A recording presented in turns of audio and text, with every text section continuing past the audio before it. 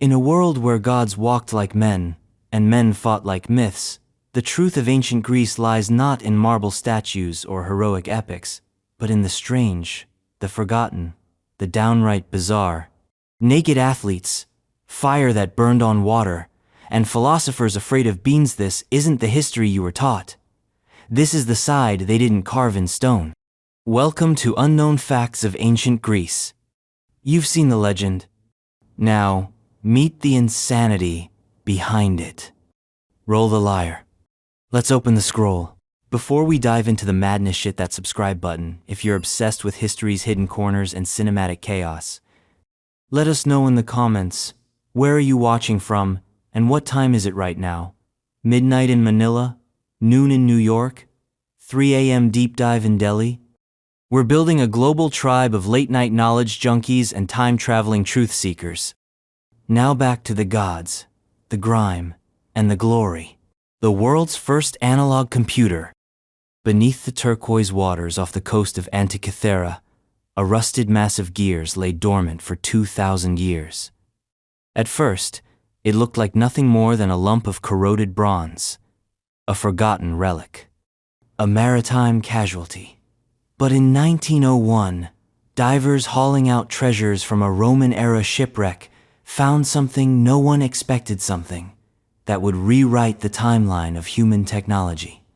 They called it the Antikythera mechanism, a strange clockwork-like device. It was composed of interlocking bronze gears, inscriptions, and dials. Think of it as a laptop built for the gods, circa 150 BCE. At first, the scientists couldn't figure it out. It was too complex, too modern. How could something that intricate exist in a world that predated mechanical clocks by over 1,000 years? For decades, it sat misunderstood. But with the help of X-ray scans, 3D imaging, and enough academic obsession to put a modern tech startup to shame, researchers finally cracked its purpose. The mechanism was an astronomical calculator. It could predict lunar phases, eclipses, and even the positions of the planets. It had a dial for the Olympic Games. It tracked the Metonic Cyclea 19-year loop that syncs the solar and lunar calendars. In short, it was ancient Greece's iCalendar app, if your calendar had gears and could calculate eclipses by spinning a crank. This wasn't just clever. This was eerie. It suggested a level of sophistication that we've barely acknowledged in our tidy narratives of ancient history. Who built it? Was it the work of Archimedes? An anonymous genius? Was it a one-off?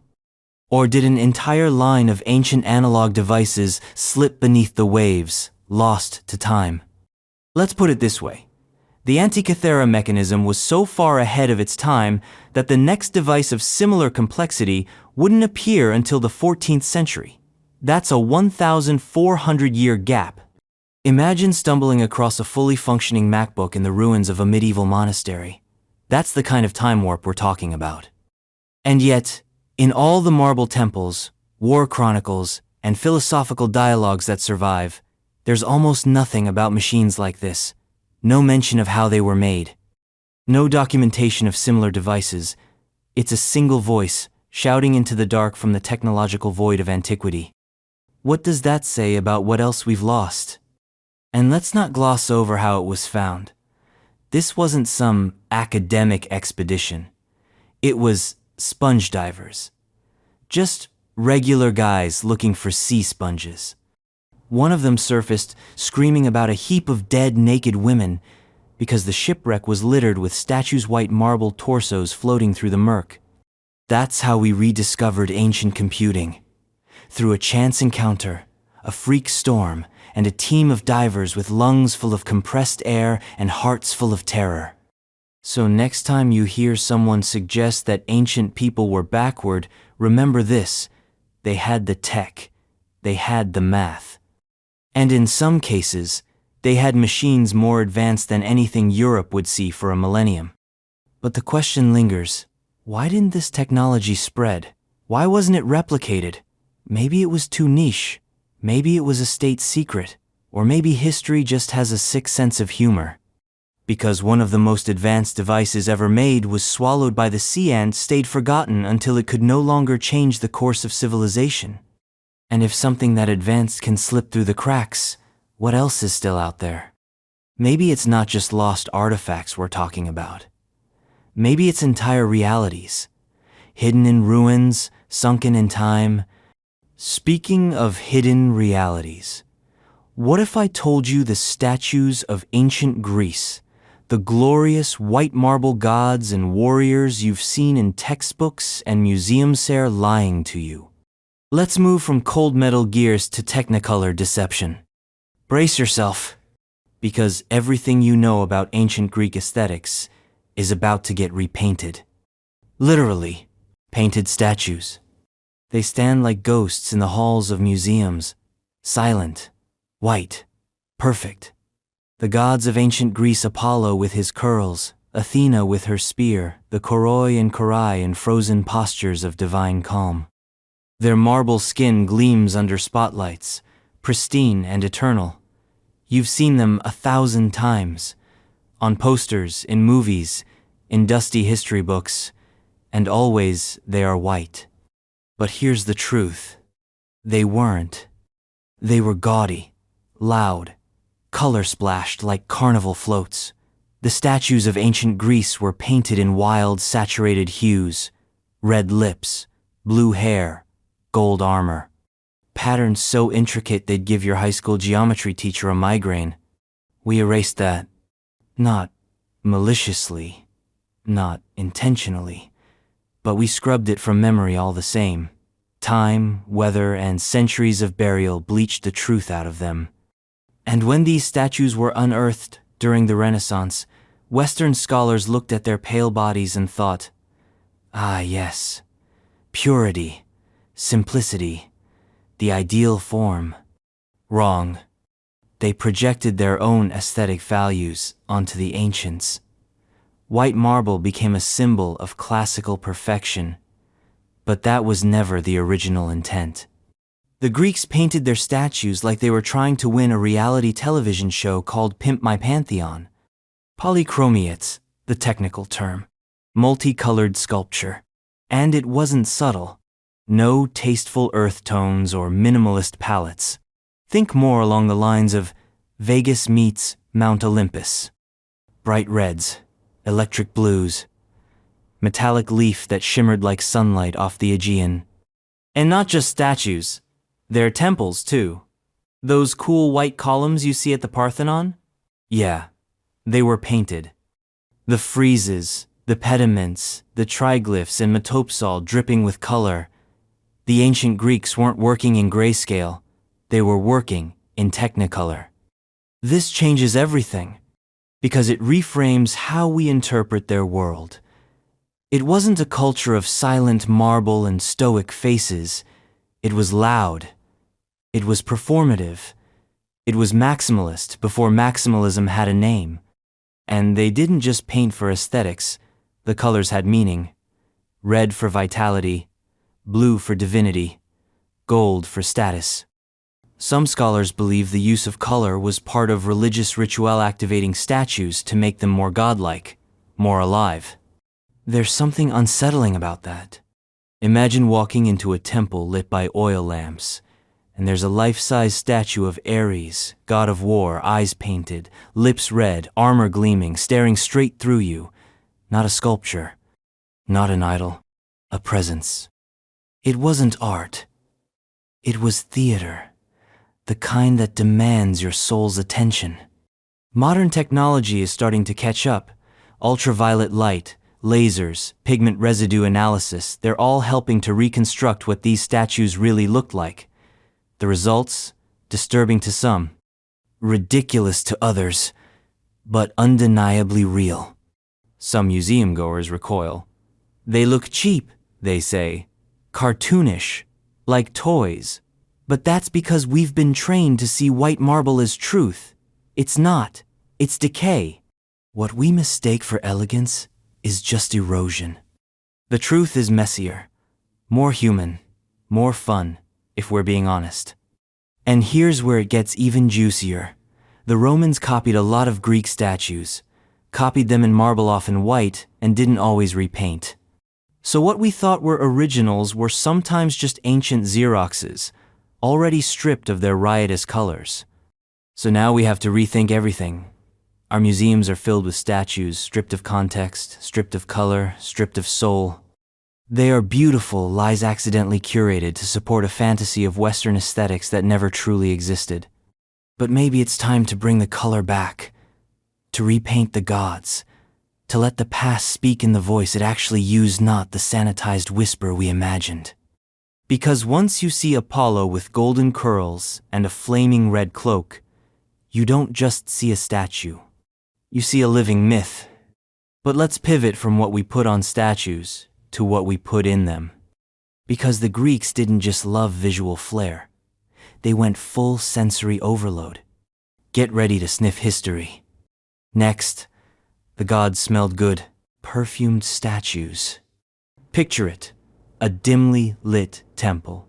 The scent hits you before anything else do. A sweet, thick, intoxicating. Not incense, not flowers. It's coming from the statue. Yes, the statue is wearing perfume. Welcome to ancient Greece, where the divine didn't just look glorious, they smelled glorious too. Because apparently, being worshipped wasn't enough. The gods had to smell like royalty dipped in honey and citrus. This isn't metaphor. Archaeological evidence and ancient texts suggest that perfuming statues was a widespread ritual practice.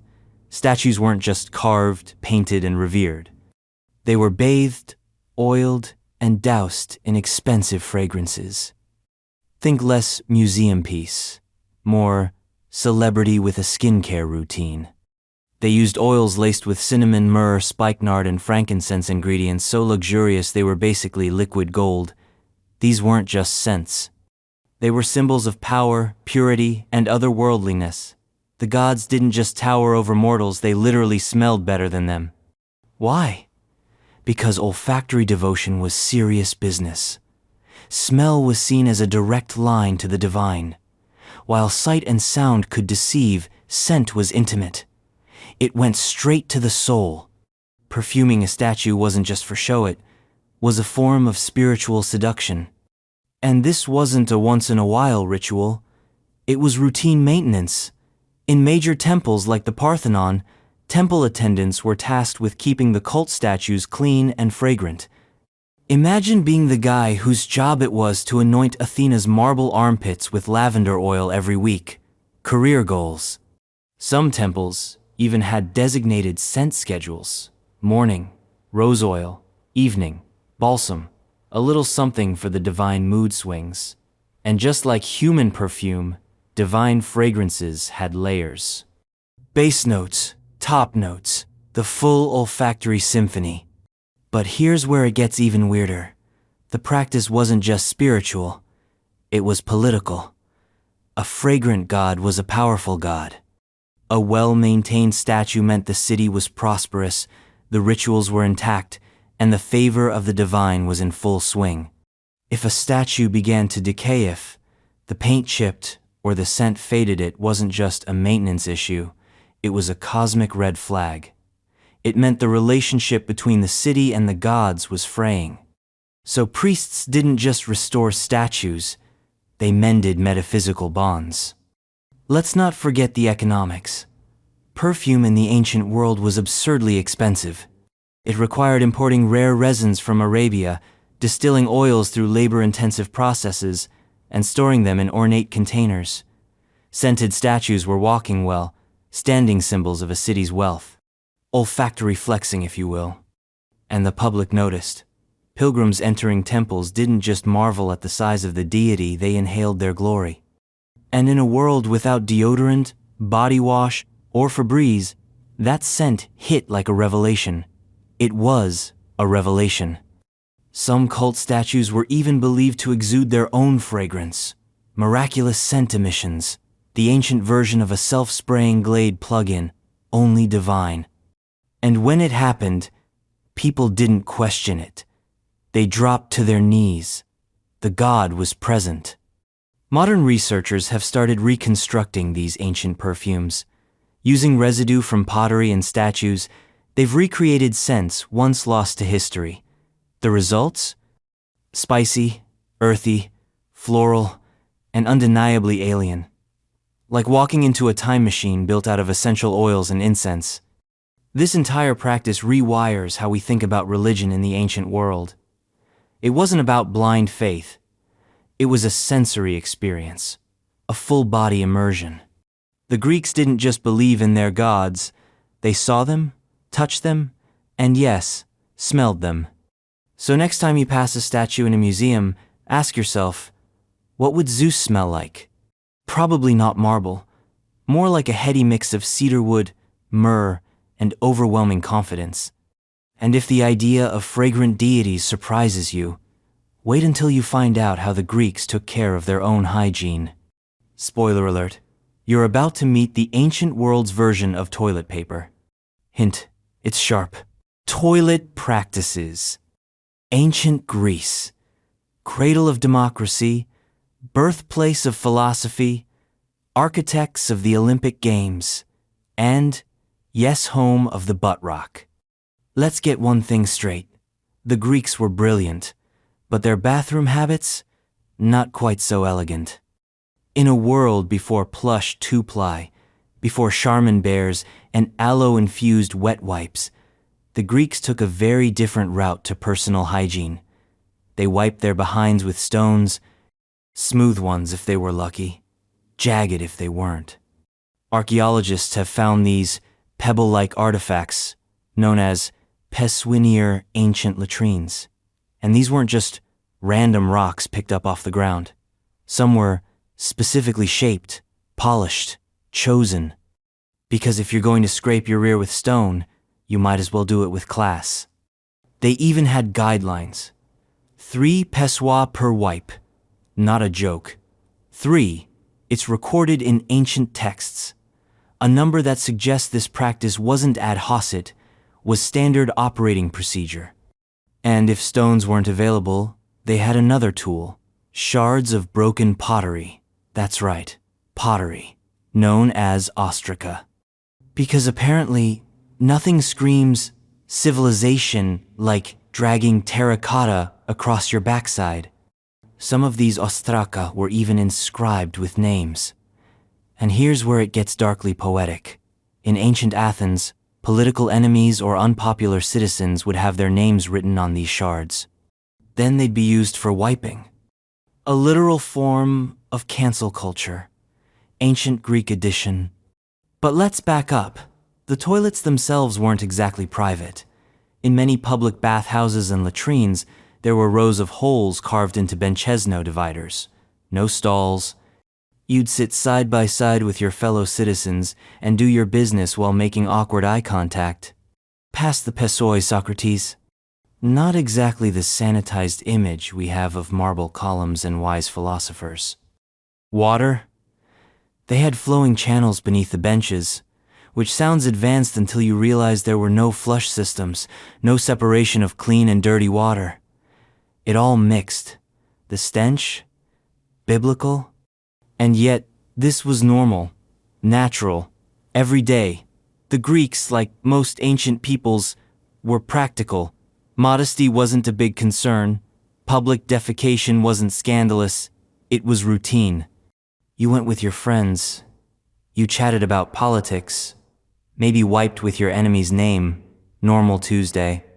Even in private homes, the toilet game was rough. Chamber pots were the norm. You do your business in a ceramic bowl, then dump it into the street. A good reason to wear sandals. Now, to their credit, they did care about cleanliness. Bathing was a ritual. They had gymnasiums not just for exercise, but for oiling and scraping the body. But somehow, that attention to hygiene stopped just short of the latrine. It's one of those historical details that shatters the illusion. We imagine the Greeks as statues perfect, poised, philosophical, but the reality is so much more gritty. They were real people, with real bowels, and a tolerance for discomfort that's honestly impressive. And here's a twist. The pessoa might not have been all that bad. Modern researchers have tested the mechanics. The stones, when smoothed and appropriately sized, actually work. Like a medieval bidet made of river rocks. Uncomfortable? Sure, but effective. Still, imagine the cultural dissonance. Plato penning the Republic in one breath, then squatting over a hole in the ground with a handful of pebbles in the next. That's ancient Greece in a nutshell. Brilliance and brutality, sophistication and sharp-edged pottery. And if you think that's shocking, you haven't met the temple prostitutes yet. Because next, we're heading to Corinth, where worship got physical, sacred prostitution. Welcome to Corinth, the Las Vegas of ancient Greece. If Vegas had temples, and the temples had sex workers, at the summit of the Acro-Corinth, towering acropolis above the city stood the Temple of Aphrodite, goddess of love, beauty, and all things lusty.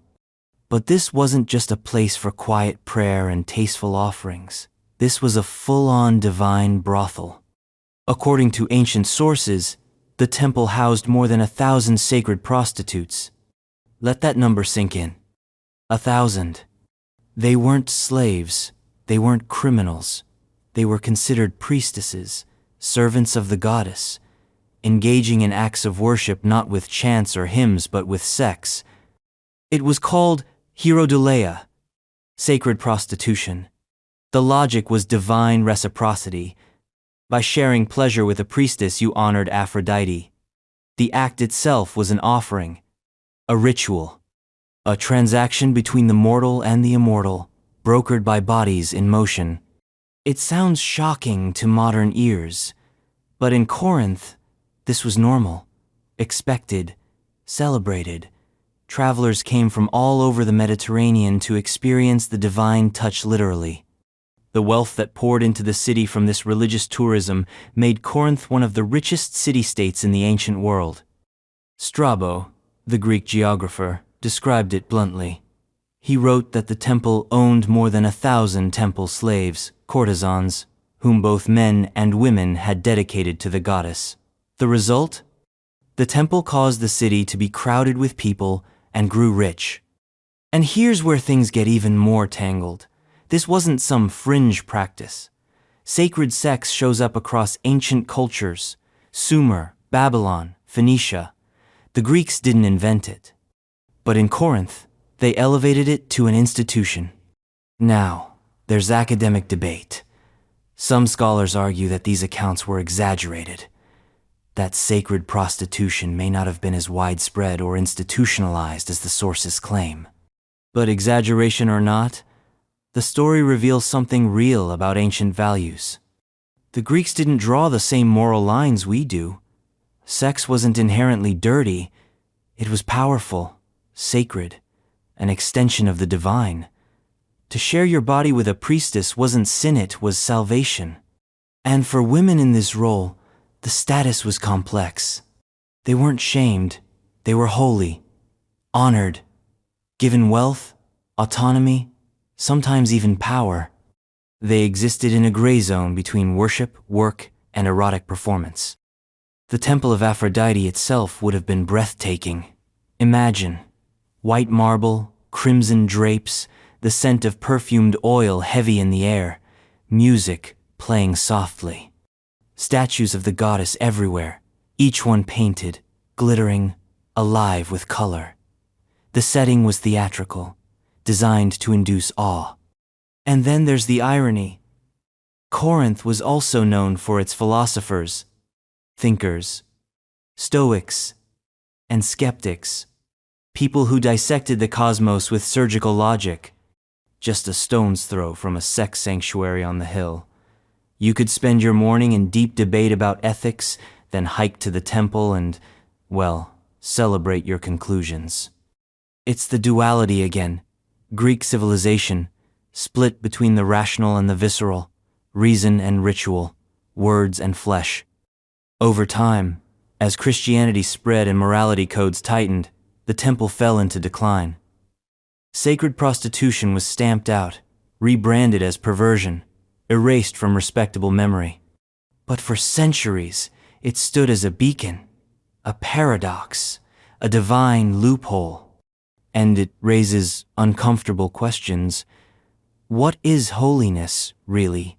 Where does the divine end and the human begin? Maybe the Greeks had an answer. Maybe they didn't need a line. Maybe, for them, the body was the altar.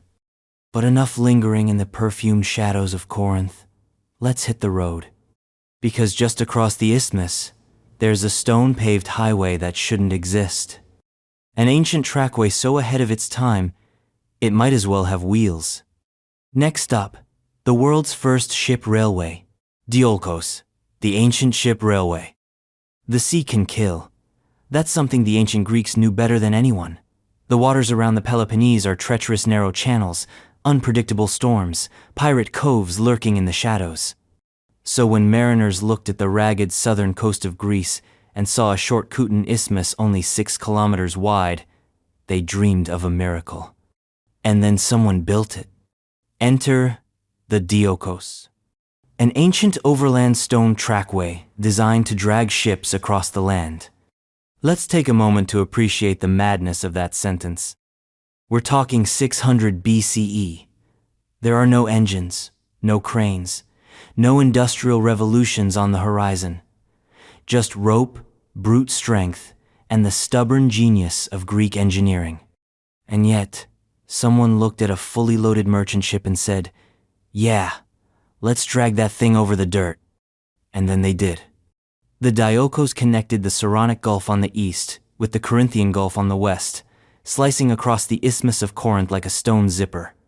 It was paved with limestone blocks and fitted with parallel grooves perfectly spaced to hold the wheels of ship carts. Think train tracks, but for triremes. These carts, called anaphors, would lift the ships partially out of water and roll them over the land.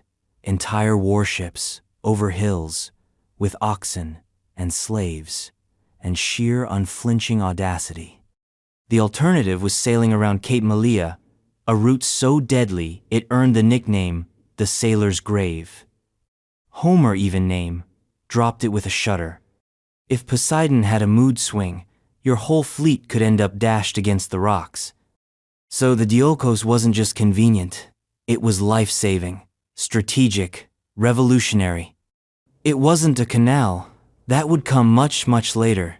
No, this was physical transportation, like watching someone haul an aircraft carrier down the freeway on a skateboard.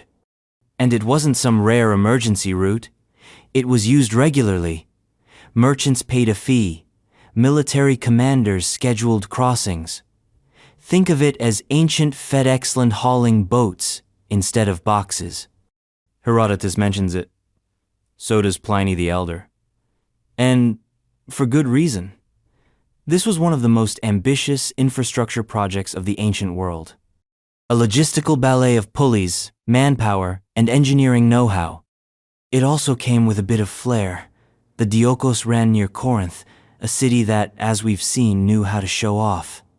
Rich traders, soldiers, courtesans, they all would have watched these land-bound ship migrations like theater.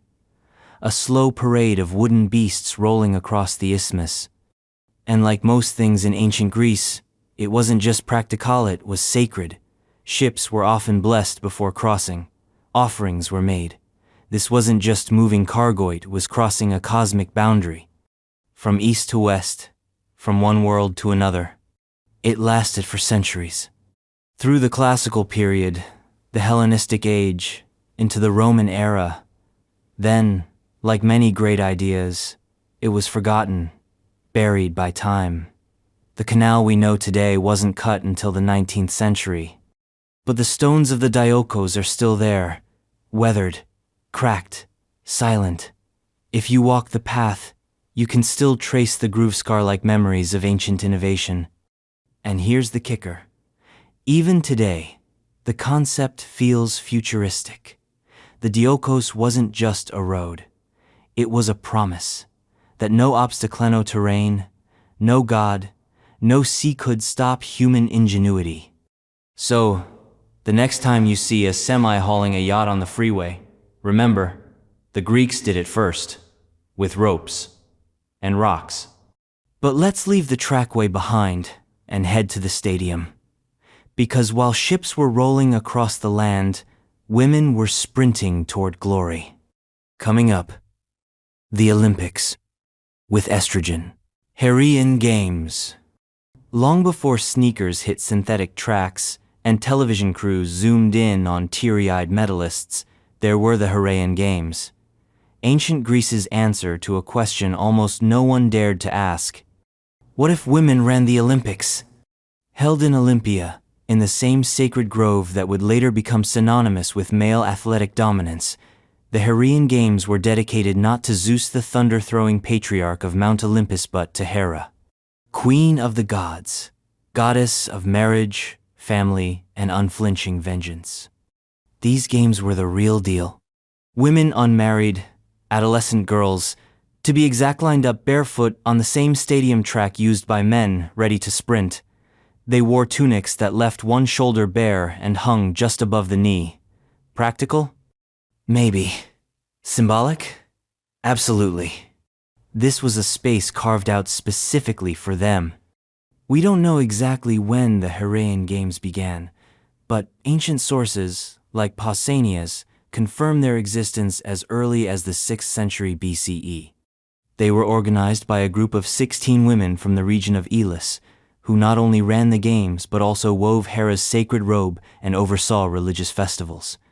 This wasn't just sport, it was ritual, religion, empowerment, wrapped in ceremony. The race itself was shorter than the male sprint-toned sixth of the stadium length less. Maybe because the girls were younger, maybe because the men writing the rules still thought delicate was a biological law. Either way, the track was their domain. And the prize? Olive crowns and meat from a sacred cow sacrificed to Hera. That's right, glory and barbecue, the essentials. But there was more than just a race. The games were part of a larger rite of passage. Girls on the cusp of womanhood, stepping into the light not as wives, not as mothers, but as champions. For a fleeting moment, they were allowed to exist outside the roles defined for them. In a world where women were largely excluded from politics, philosophy, and yes, the male Olympics, the Hygiene Games offered a rare crack in the marble wall, a chance to run, to be watched, to be celebrated. It wasn't equality, but it was something. And it wasn't fringe. These weren't secret back-alley races. The Hygiene Games were held in Olympia, the beating heart of Pan-Hellenic sports. The same soil where men hurled discus and flexed in the nude was also trampled by teenage girls racing for a goddess who rarely got the spotlight. There's something electric about that image. Olive trees swaying in the breeze, dust rising, the slap of bare feet on ancient stone. And in the stands, families watching not sons, but daughters, charging forward like streaks of lightning. The games weren't just tolerated, they were institutionalized, regular, part of the sacred calendar. And the women who won? Immortalized, their names etched into memory. They earned the right to dedicate statues in Hera's temple, something normally reserved for the elite and male. Which makes one wonder, why didn't this grow? Why didn't the Hygiene Games become something more inclusive, more frequent, more publicized? Why did they remain a gendered footnote instead of a revolution? Maybe because the rest of Greek society wasn't ready. Maybe because patriarchy has a way of politely applauding before swiftly forgetting. Still, they happened, and they mattered. Because history is shaped not just by the battles won, but by the races run. Even if those races were short, and the runners were girls, no one expected to see on the track. So, next time you hear that women didn't participate in ancient sports, remember Olympia. Remember the tunics, the olive crowns, the 16 women from Elis keeping score while the world wasn't watching. And if that's not enough to convince you that the Greeks were full of surprises, wait till you meet Eurylionis. She didn't just race, she owned the team, and she beat the boys at their own game. Next, the woman who conquered the Olympics from the driver's seat. Eurylionis, female Olympic champion. Her name was Eurylionis, You've probably never heard it before. That's not surprising. History has a habit of misplacing its most defiant women. But in 368 BCE, in the dusty roar of Olympia, Eurylionis did something impossible. She became a champion, a victor. A woman whose name was carved in stone at a sporting event where women weren't even allowed to attend. She won the Olympic chariot race. Let's get the setup right. Ancient Olympic Games were a testosterone parade, nude male athletes, combat sports, unapologetic exclusion. Married women weren't even permitted to enter the stadium. Violators could be thrown off a cliff. That was the rule. But here's the loophole. Chariot racing didn't reward the athlete, it rewarded the owner of the horses. Which meant, technically, you didn't have to be the one driving. You just had to bankroll the team. And Eurylionis, a Spartan noblewoman, saw the glitch in the matrix. She sponsored a 2-horse chariot team. Her horses, her name, her triumph. When they crossed the finish line first, she became one of the only women in ancient history to hold the title of Olympic victor. And here's the kicker. This wasn't some fluke. This was Sparta.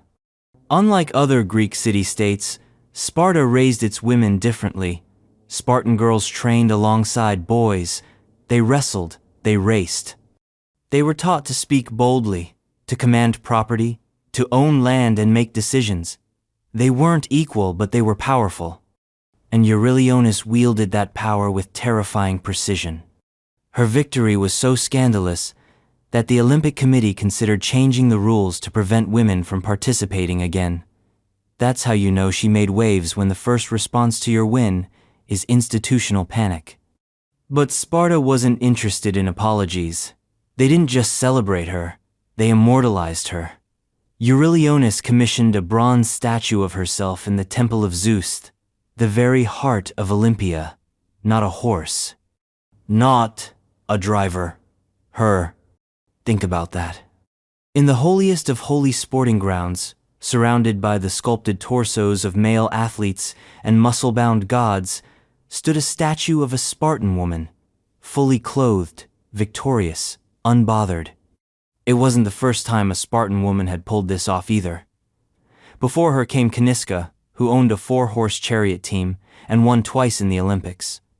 But Eurylionis' win came at a moment when Greek culture was tightening its rules, closing its gates. Her defiance cracked open the door that Caniska had kicked ajar. And it didn't stop at the racetrack. Eurylionis' legacy lived in whispers, in rebellion, in the stubbornness of every girl told, "You can't." She reminded the world that ownership mattered. That power wasn't always in the driver's seat, it could also be in the nameplate. Of course, she was erased from most retellings, dismissed as an oddity, a footnote. That's what happens when history gets curated for comfort. But her statue stood for centuries. Long after her horses died, long after her name faded from the gossip circles of ancient Greece, a bronze woman in a bronze age, surrounded by myths, yet she was real. And now, she's more than real. She's evidence, proof that the rules could be bent, that patriarchy had cracks, that sometimes a woman didn't need permission. Just a chariot and some god-tier horses.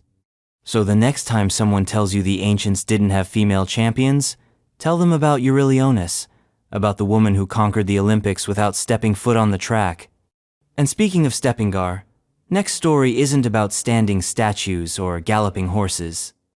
It's about something buried under the sea. A shipwreck older than history, with secrets locked in its cargo. Next up, the oldest known shipwreck on Earth. Dokos Shipwreck. The oldest known shipwreck. Before the Trojan War was a bedtime story, before Homer penned a single dactylic hexameter, before the Greeks even figured out how to spell alphabet, there was a ship, a merchant vessel. Modest, by modern standards, no sails, no iron, no elaborate trireme design, just a wooden hull and a belly full of cargo. And it sank. Fast forward 4,000 years. Off the coast of a small, wind-scoured island called Dokos, near the eastern Peloponnese, divers stumbled onto the wreck. Not a splintered mast or a skeleton with a sword, but pots, piles of pots. Amphorae, to be specific, ancient containers used to store wine, oil, grain, or whatever ancient traders were hauling across the Aegean. The date? Sometime between 2700 and 2200 BCE. Let that sink in. That's the early Helladic period. That's older than the Minoans, older than the pyramids of Giza, give or take a century. This ship was sailing while Stonehenge was still under construction. The world was still figuring out bronze, and yet here was a vessel cutting across the Aegean, ferrying cargo from one prehistoric port to another. And then it vanished beneath the waves. Until the 1970s, when marine archaeologist Peter Throckmorton and his team found it scattered across the seafloor, no intact hull survived, just the ghost of a ship, traced in ceramic fragments. But it was enough to call it what it was, the oldest underwater shipwreck ever discovered. So what do you find in the world's oldest shipwreck? Pots, mostly, hundreds of them. Large, lumpy amphorae with thick handles and flared rims made from coarse clay. They weren't decorative, they were utilitarian, ancient Tupperware. Most were likely filled with wine or olive oil, suggesting that this was a trading vessel. And trade means connection, it means civilization. Because to trade, you need not just goods but routes, agreements, currency, trust. This ship wasn't drifting blindly through the blue. It was part of a system, a prehistoric economy. That changes everything. It means the Greeks or Proto-Greeks really were more advanced than we thought. Not just in their myths or monuments, but in their logistics, their planning, their ability to cross the sea and come back with more than barnacles. And it makes sense. Greece is all coast. The sea wasn't a barrier, it was a highway. From island to island, coast to coast. These people weren't isolated villagers, they were sailors, traders, pirates, maybe, navigating by stars and luck. The shipwreck itself wasn't dramatic. No gold, no weapons, no frozen tableau of sailors screaming into the abyss, just shards of clay and the weight of time. But the silence speaks volumes.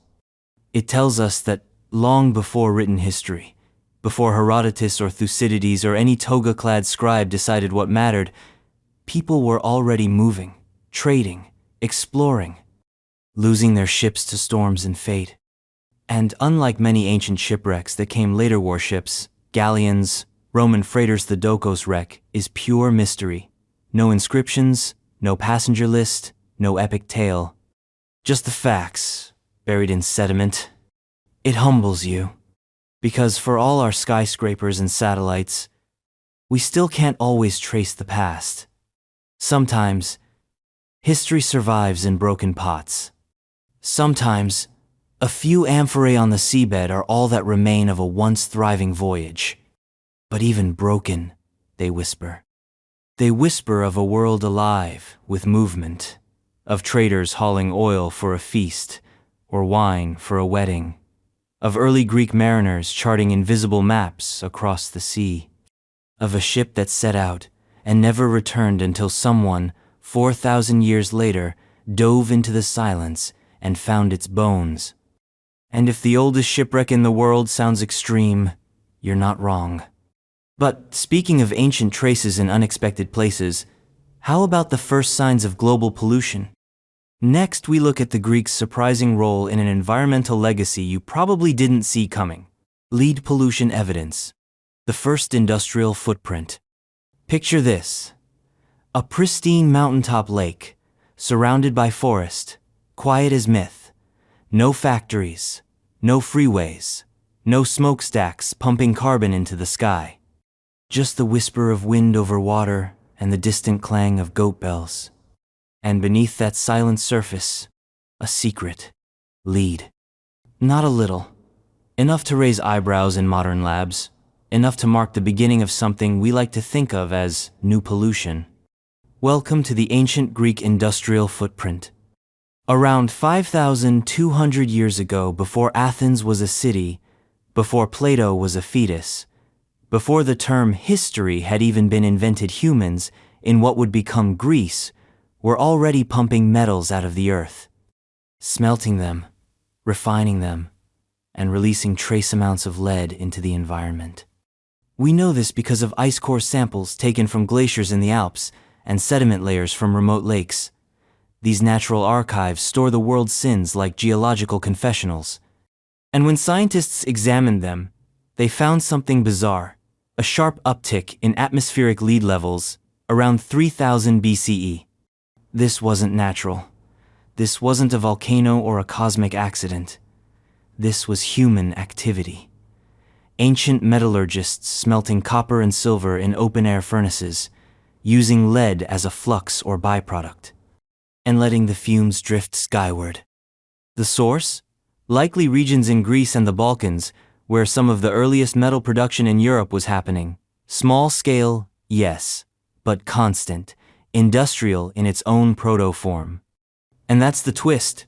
Pollution didn't start with steam engines or chemical plants. It started with fire and ambition, with the desire to pull shiny stuff from the dirt and make something better: tools, weapons, ornaments, civilization, basically. The Greeks were pioneers of metallurgy. They learned to extract silver from lead ore using cupellation, a process that involved heating the metal until the lead burned away, leaving behind pure silver. Useful? Hugely. Toxic? You bet. What drifted into the atmosphere settled onto soil and snow, into lungs, into history. And here's the poetic irony. The same culture that gave us Socratic dialogues and marble columns also gave the planet its first breath of industrial contamination. And we didn't even know it until now. Researchers have mapped this pollution like a slow-motion crime scene. They can see spikes in lead during ancient booms like the classical period of Athens, when silver mines at Laurion funded wars and built fleets. Then dips during plagues and collapses.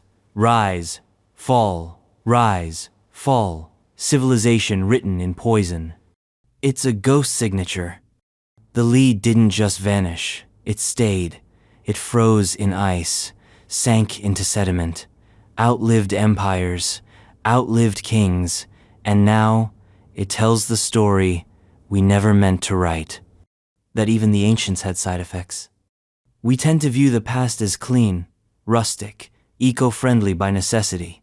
But human progress always leaves a footprint. Sometimes it's a temple, sometimes it's a lead molecule buried in a mountain lake. And this changes how we tell the story of the Anthropocene age of human impact.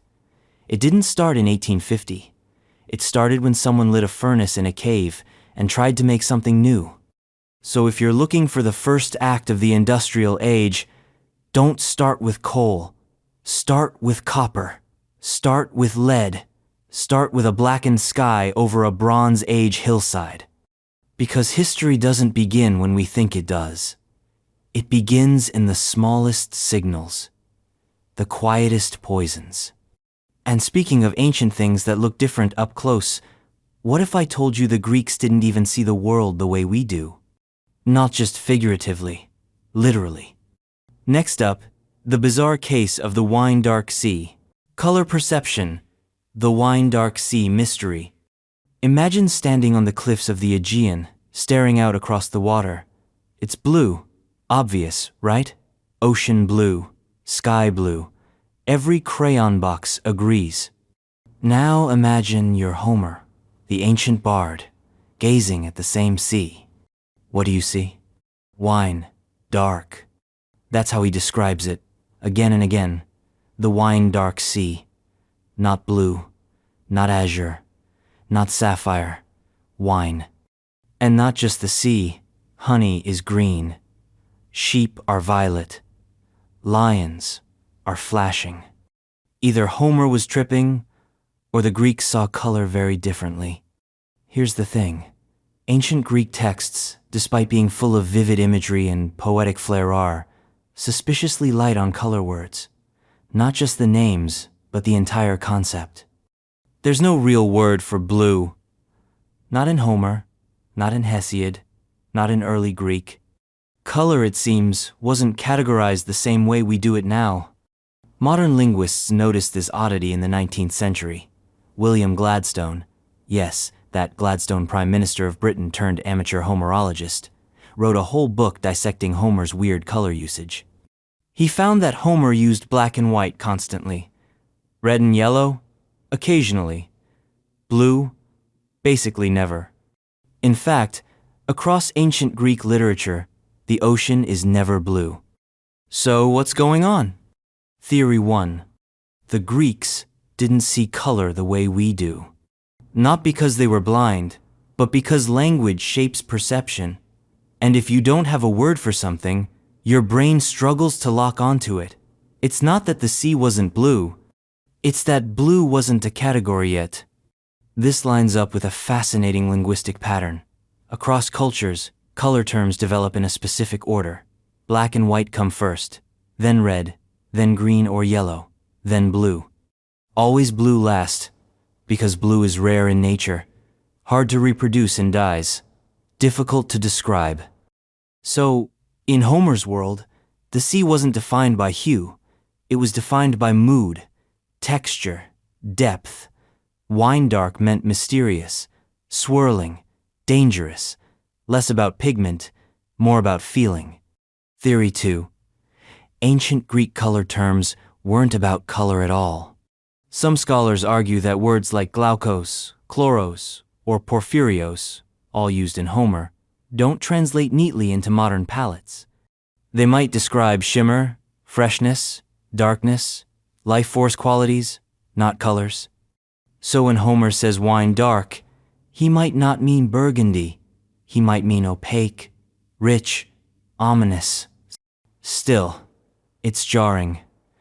We're raised to believe that color is universal, that red is red, blue is blue, and the sea is always, well, the sea. But the Greeks saw the world differently, literally. And it wasn't just poets. Even Greek philosophers like Aristotle had only a partial color vocabulary. They focused on brightness, not hue, on light and dark. They didn't obsess over spectrum. They obsessed over contrast. What does that mean for our understanding of ancient art, literature, and even everyday life? It means we may have misread the entire palette of the ancient world. That statue you think was white? Painted. That epic you think is colorful? Not in the way you think. That sky Homer described as bronze? Not a metaphor. Just a bronze sky. Color was emotion, symbolism, function. It wasn't rigid, it was fluid. And when you realize this, the ancient world starts to look less familiar and more alien. A place where the ocean is wine, honey is green, sheep are violet. Maybe Homer wasn't confused. Maybe he just saw the world through a lens we've forgotten how to use. And if color perception is that malleable, what else have we gotten wrong? Let's turn from what they saw to what they sipped. Because the next fact will have wine lovers clutching their goblets in horror. The Greeks? They never drank it straight. Next, the undiluted truth about ancient wine etiquette. Wine dilution, the barbarism of drinking straight. Here's the scene. You're reclining at a symposium. The ancient Greek version of a party meets philosophy, seminar. There's music, poetry, maybe a drunken flute girl doing cartwheels in the corner. The wine flows freely, but there's a twist. It's watered down. Because in ancient Greece, if you drank your wine straight, you weren't just a buzzed rebel, you were a barbarian. Seriously, to the Greeks, drinking undiluted wine was offensive, uncivilized, animalistic, the cultural equivalent of double dipping into the sacrificial hummus. You didn't do it unless you wanted everyone to question your sanity or your citizenship. The proper way to drink wine? Mix it. Typically, 1 part wine to 3 parts water, sometimes stronger, sometimes weaker, but always diluted. The wine itself was dense, thick, almost syrupy, more like a fermented concentrate than the elegant Pinot Noir of your local sommelier's dreams. And this was a rule, not a suggestion. At symposia, the symposiarch, basically, the party boss would decide the ratio. Too strong, and you risked chaos. Too weak, and, well, what's the point? Balance was key. Moderation was sacred. Because drinking in Greece wasn't just about getting hammered, it was a ritual, a social performance, a competitive art. You were supposed to get tipsy, not wasted. Buzzed enough to wax philosophical about justice and beauty, but not so drunk you tried to arm wrestle Plato or make out with a statue of Athena. And if someone did drink wine undiluted, brace for scandal. They were mocked, ostracized, sometimes even depicted as mythical monsters. Centaurs, satyrs, wildmen all were metaphors for humans who had lost control, who drank like animals, who crossed the line from civilization into chaos. Because in Greek eyes, wine was divine, a gift from Dionysus, and that gift came with responsibility. Abuse it, and you weren't just drunk, you were damned. The contrast was also a way to define the other. Greeks saw themselves as refined, rational. Their enemies, Thracians, Scythians, Persians, were the ones who guzzled wine raw. That, more than language or clothing, was the cultural divide. Barbarians drink straight, Greeks mix. And it didn't stop at the party. Even in temples and sacrifices, wine was mixed before being offered to the gods, because even Zeus didn't want to look like a lush. There's also a health angle. Some ancient writers believed that diluted wine had medicinal properties. It was safer than water alone, which was often contaminated. The alcohol killed bacteria. The water mellowed the alcohol. Boom, ancient wellness hack.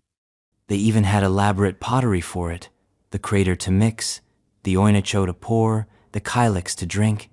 It was a whole system, a ritual of vessels, ratios, and social signaling. You didn't just drink wine, you orchestrated it. And the ritual mattered. It wasn't just about control, it was about hierarchy.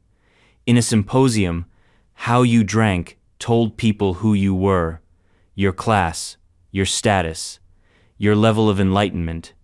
Were you a base hedonist or a Dionysian intellectual?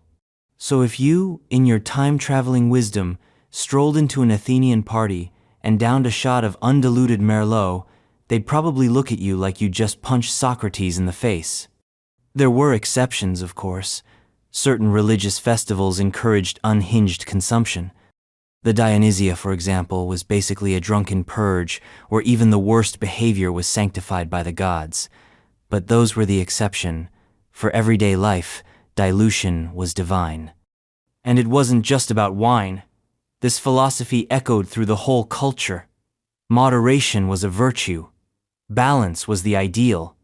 The middle path wasn't boring, it was brilliant. So remember, to drink wine straight was to declare yourself a savage. And, speaking of savagery, let's talk monsters. Because the Greeks weren't just sipping wine and quoting Euripides. They were also dreaming up horrors. And one woman-beast hybrid gave birth to nearly all of them. Next, the terrifying motherhood of Echidna. Echidna, mother of monsters. In the murky depths of ancient Greek mythology, where gods had affairs with swans and heroes hacked their way through hydras, there lived a creature so bizarre, so terrifying, that even the gods whispered her name with caution. Her name was Echidna, and she was not just a monster. She was the monster. Half woman, half snake, Echidna was described as having the upper body of a beautiful nymph and the lower body of a colossal serpent. She lived in a cave deep beneath the earth, far from Olympus and its gleaming drama. She didn't meddle in mortal wars or play politics among the gods. She gave birth to nightmares. Echidna was the mother of monsters, literally. With her mate Typhona storm demon with 100 dragon heads and fire-breathing lungs, she birthed nearly every legendary horror in the Greek bestiary. Let's break down her family tree. It's a zoo of terror. Cerberus, the three-headed guard dog of the underworld. Because one head isn't enough to intimidate souls trying to escape eternal damnation. The Hydra, a multi-headed serpent so annoying that every time you chopped off one head, 2 more grew back. Talk about bad design feedback loops. Chimera, part lion, part goat, part serpent, all nightmare fuel. It breathed fire and had serious identity issues. Orthrus, a 2-headed dog, sibling to Cerberus, who helped guard the cattle of the monstrous giant Geryon. The Sphinx, a riddle, obsessed lion, woman who asked questions before killing people, the original Sat Proctor from hell. The Nemean lion, its skin was impenetrable, not tough, impenetrable. Heracles had to strangle it with his bare hands because weapons just bounced off. All of these spawned from one terrifying womb. Echidna didn't need a throne. She didn't need an army. Her legacy was biological, mythological Darwinism. She engineered chaos through reproduction. Her children were not just beasts, they were tests. Each one was an obstacle placed before heroes. Heracles, Perseus, Bellerophon, Theseus. The whole demigod kill squad had to deal with her descendants. And here's the unsettling part. Echidna herself was rarely defeated. Unlike her children, who met their ends in epic clashes of sinew and steel, Echidna slithered quietly through myth, largely untouched. In some versions, she's killed in her sleep by Argus Panoptes, the all-seeing giant. In others, she just fades. But her impact never did. She was the primal mother figure that whispered, "There is no hero without horror." She didn't fight. She created things to be fought. And in doing so, she shaped the entire arc of Greek myth. Even the gods gave her a wide berth. Zeus, king of Olympus, allowed her and Typhon to survive, tucked away in Tartarus, because he knew destruction is sometimes necessary. It defines the boundaries of order. The monsters are what make the gods look divine. And what makes Echidna so chilling is that she's not just a villain, she's a mother, a creator. Her children aren't just freaks of nature, they're her legacy, her purpose. They test courage, wisdom, strength. Without her, there's no Heracles, no Odysseus, no epic. She represents that part of the mythos where horror and awe are the same thing. Where femininity isn't just beauty or nurture, but raw, untamed, generative power. Snake below, nymph above, life maker, death bringer. In the end, Echidna is less of a character and more of a cosmic function, a primal engine that feeds the mythological machine. And if you think that's bizarre, hold on to your philosophical beans. Because next, we're heading into the strangest superstition of them all, where one of the most brilliant minds in ancient Greece was so terrified of legumes, he banned them for life. Coming up, Pythagoras versus the humble bean. Bean superstition, Pythagoras versus the legumes. You know Pythagoras. He's the triangle guy. The A plus B equals C guy. The dude whose name is tattooed across the nervous systems of high school students everywhere. But behind the clean geometry and right-angled genius was a man with beliefs that make flat earthers look chill. Because Pythagoras' mathematical visionary, philosopher, cult leader, had a mortal fear of beans. Yes, beans. Lima, fava, black kidney, didn't matter. Pythagoras considered them toxic, sinful, even soul-destroying. And this wasn't some cute dietary quirk. This was law. A commandment of his secretive, fanatically disciplined cult, the Pythagoreans. The rule was simple: no beans. Ever. Why? That's where it gets weird. Some ancient sources claimed Pythagoras believed beans contained human souls, that by eating one, you were committing accidental cannibalism.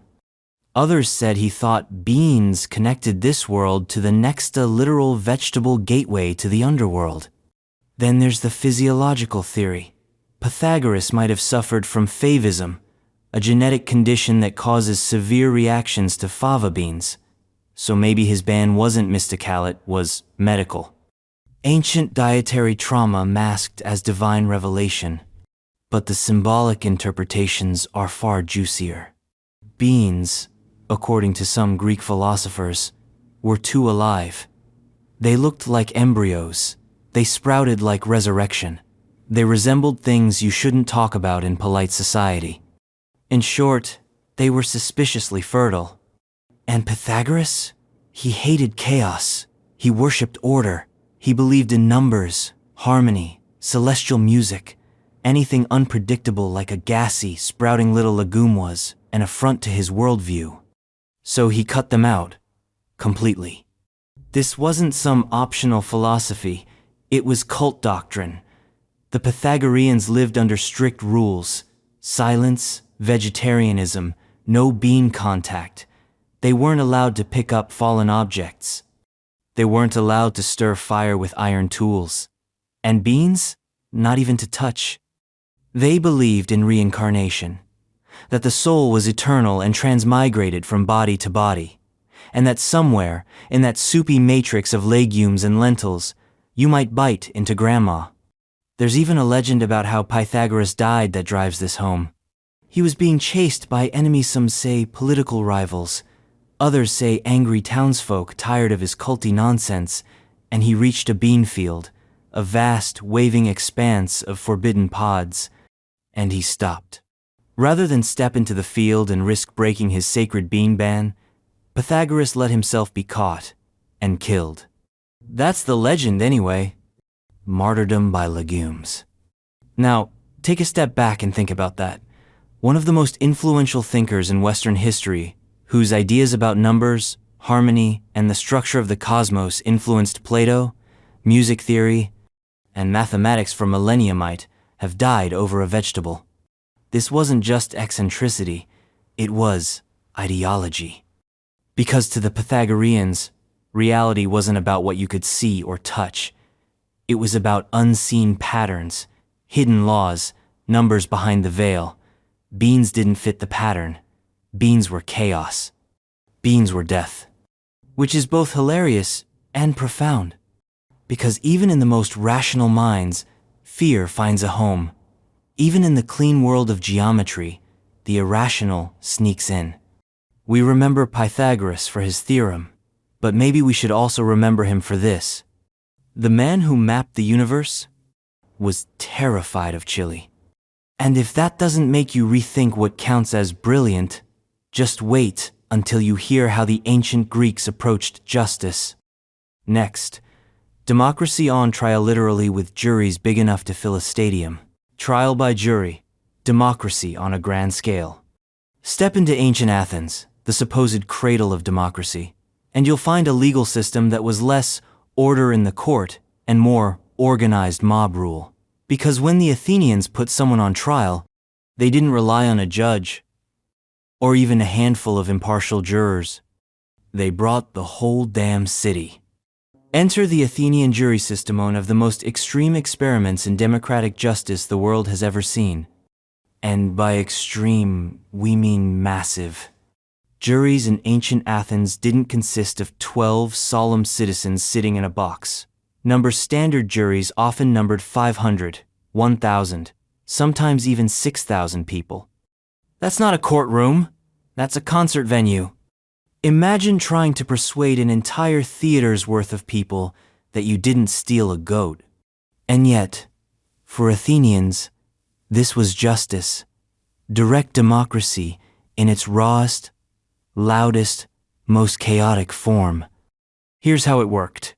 Every day, thousands of male citizens over the age of 30 showed up at the courthouse technically a complex of buildings called the Helii, hoping to be selected as jurors. It was random. You could show up thinking you were about to grab lunch, and next thing you know, you're deciding whether someone gets exiled from Athens for 10 years. The system was designed to be unbribable. Jurors were picked by lottery using a machine called a kleroterion, a marble contraption with bronze plates and dice-like tokens. No judge to sway. No lawyer to grease. Just fate and bureaucracy. The actual trials were brutal. No defense attorneys. No cross-examination. The accused and the accuser each made their own speeches, strictly timed using a water clock. Speak fast. Don't stutter. Hope the crowd likes your style. Evidence? Limited. Testimony? Often written by professional speechwriters. It was less about truth and more about rhetoric. The best talker usually won. And the decisions? Swift and binary. No deliberations, no hung juries. After the speeches, the jurors dropped bronze tokens into 2 urnstone for conviction, 1 for acquittal. Majority ruled. This led to some wild outcomes. Socrates, for example. He was put on trial in 399 BCE for corrupting the youth and impiety. His jury? 501 men. He used his time not to beg for mercy, but to insult the court. Bold move. He was convicted by a slim majority. Then, when asked to propose his own punishment, he suggested getting free meals for life. The jury sentenced him to death. There's also the fact that verdicts could include ostracism, banishment from the city for 10 years. No prison, no appeal. Just pack your things and leave. The city would even vote once a year on whether to ostracize someone. Anyone. No charges required. Just a preemptive exile in case someone got too powerful. In today's terms, it's like holding a national vote every year to decide who we're all collectively tired of. Was it messy? Absolutely. Was it prone to abuse? Constantly. But it was also radical. It gave average citizens direct power over justice. No elites, no judges, just you, your neighbors, and a mountain of accusations. And it reflected something deeper about Athens. Their obsession with participation. The idea that freedom meant involvement. That every citizen should have a voice, even if that voice sometimes voted to kill the wisest man in the city. So yes, it was flawed. It was chaotic. It was wildly inconsistent. But it was democracy, stripped of pretense. A civic duty and a civic blood sport. And if you think that sounds extreme, wait until you hear what the Spartans thought of archery. Because next, we're diving into the battlefield. Where distance weapons weren't seen as smart, they were seen as cowardice. Spartan attitudes. Archery is for cowards. The Spartans were not subtle. They didn't do philosophy. They didn't do drama. They didn't even do architecture that didn't serve a practical purpose. But what they did, they excelled at to a near psychotic degree, was war. And in Sparta, how you fought mattered just as much as whether you won. To die in hand-to-hand combat was to die with honor. To kill from a distance? That was cheating, weak, dishonorable. In short, archery was for cowards. This wasn't a general Greek sentiment. The rest of the Hellenic world had no problem with bows and arrows. Odysseus, after all, wins Penelope with a bow. Apollo himself is a divine archer. Even the Persians, those perpetual foils to Greek military, pride or relied heavily on archers. But Sparta? Not a chance. Spartan boys were raised to fight up close. They were trained from age 7 in the agoge, a brutal boot camp where softness was weeded out like a garden pest. Pain was a teacher. Endurance was a virtue. Stealth, discipline, and hand-to-hand savagery were your syllabus. And in that worldview, using a bow wasn't just tactically lame, it was morally inferior. To pull a string from a distance? To let a piece of wood do the killing for you? It was antithetical to everything Spartan warriors were taught. It lacked the essential ingredient of valor, proximity. Real courage, they believed, was found in the phalanx shoulder to shoulder, shield against shield, spear-braced and blood-pumping. That was combat. That was where men proved themselves. Arrows flying overhead? That was noise, background, and annoyance. Like mosquitoes at a knife fight. In fact, Spartan disdain for archery was so intense that when they actually used it during rare campaigns where practicality beat pride, they often had someone else do it. Archery was outsourced. A necessary evil, not a discipline worthy of Spartan hands.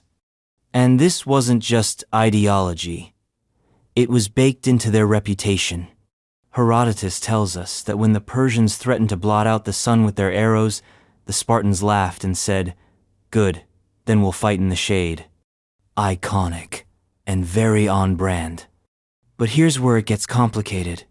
The Spartans were not stupid. They understood tactics. They just valued virtue over efficiency. They won battles through cohesion and terror, not technological advantage.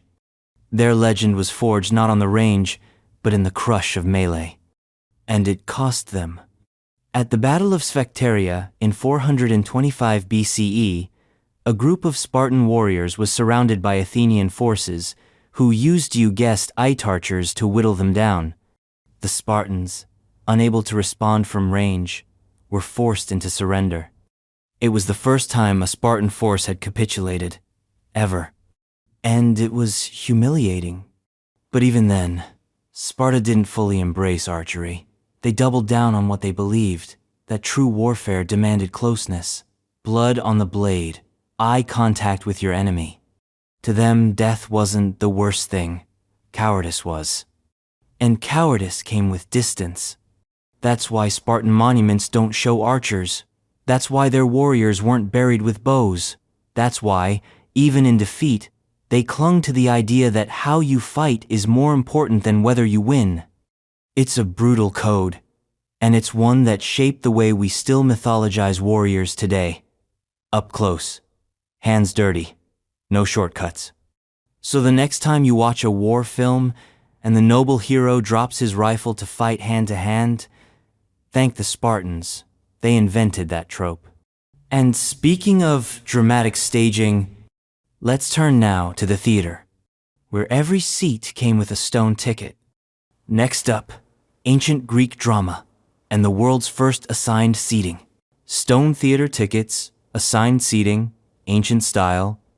Lights down, chorus in position, the smell of olive oil and roasted lamb still lingering in the air. You're heading into a Greek theater, maybe the Theater of Dionysus in Athens, cut into the side of the Acropolis, big enough to hold 17,000 people. But before you settle into the front row with a chunk of feta and a flask of wine, there's one small detail. You need your ticket. Not paper, not a QR code, not an app that crashes when Mercury's in retrograde. Stone. Your ticket was made of stone. Welcome to ancient Greece, where even ticket stubs were built to last. These weren't scraps of marble either. They were carved with precision. Slabs or tokens made of clay, bone, or marble, inscribed with seat numbers, sections, or sometimes the names of specific tribes or dignitaries. In a society that prided itself on order, performance, and civic participation, assigned seating was serious business, especially when the entire city showed up. Greek theater wasn't just entertainment, it was democracy in action, funded by the state, sponsored by wealthy citizens, and performed during religious festivals, most notably the Dionysia. Imagine the Super Bowl, the Oscars, and a church service all rolled into one. People didn't just watch plays, they judged them, voted on them, awarded prizes, and everyone came. Rich, poor, young, old, citizen, and sometimes even foreign visitors. Seating had to be organized or it would devolve into chaos faster than a Euripides revenge plot. So the city issued tickets.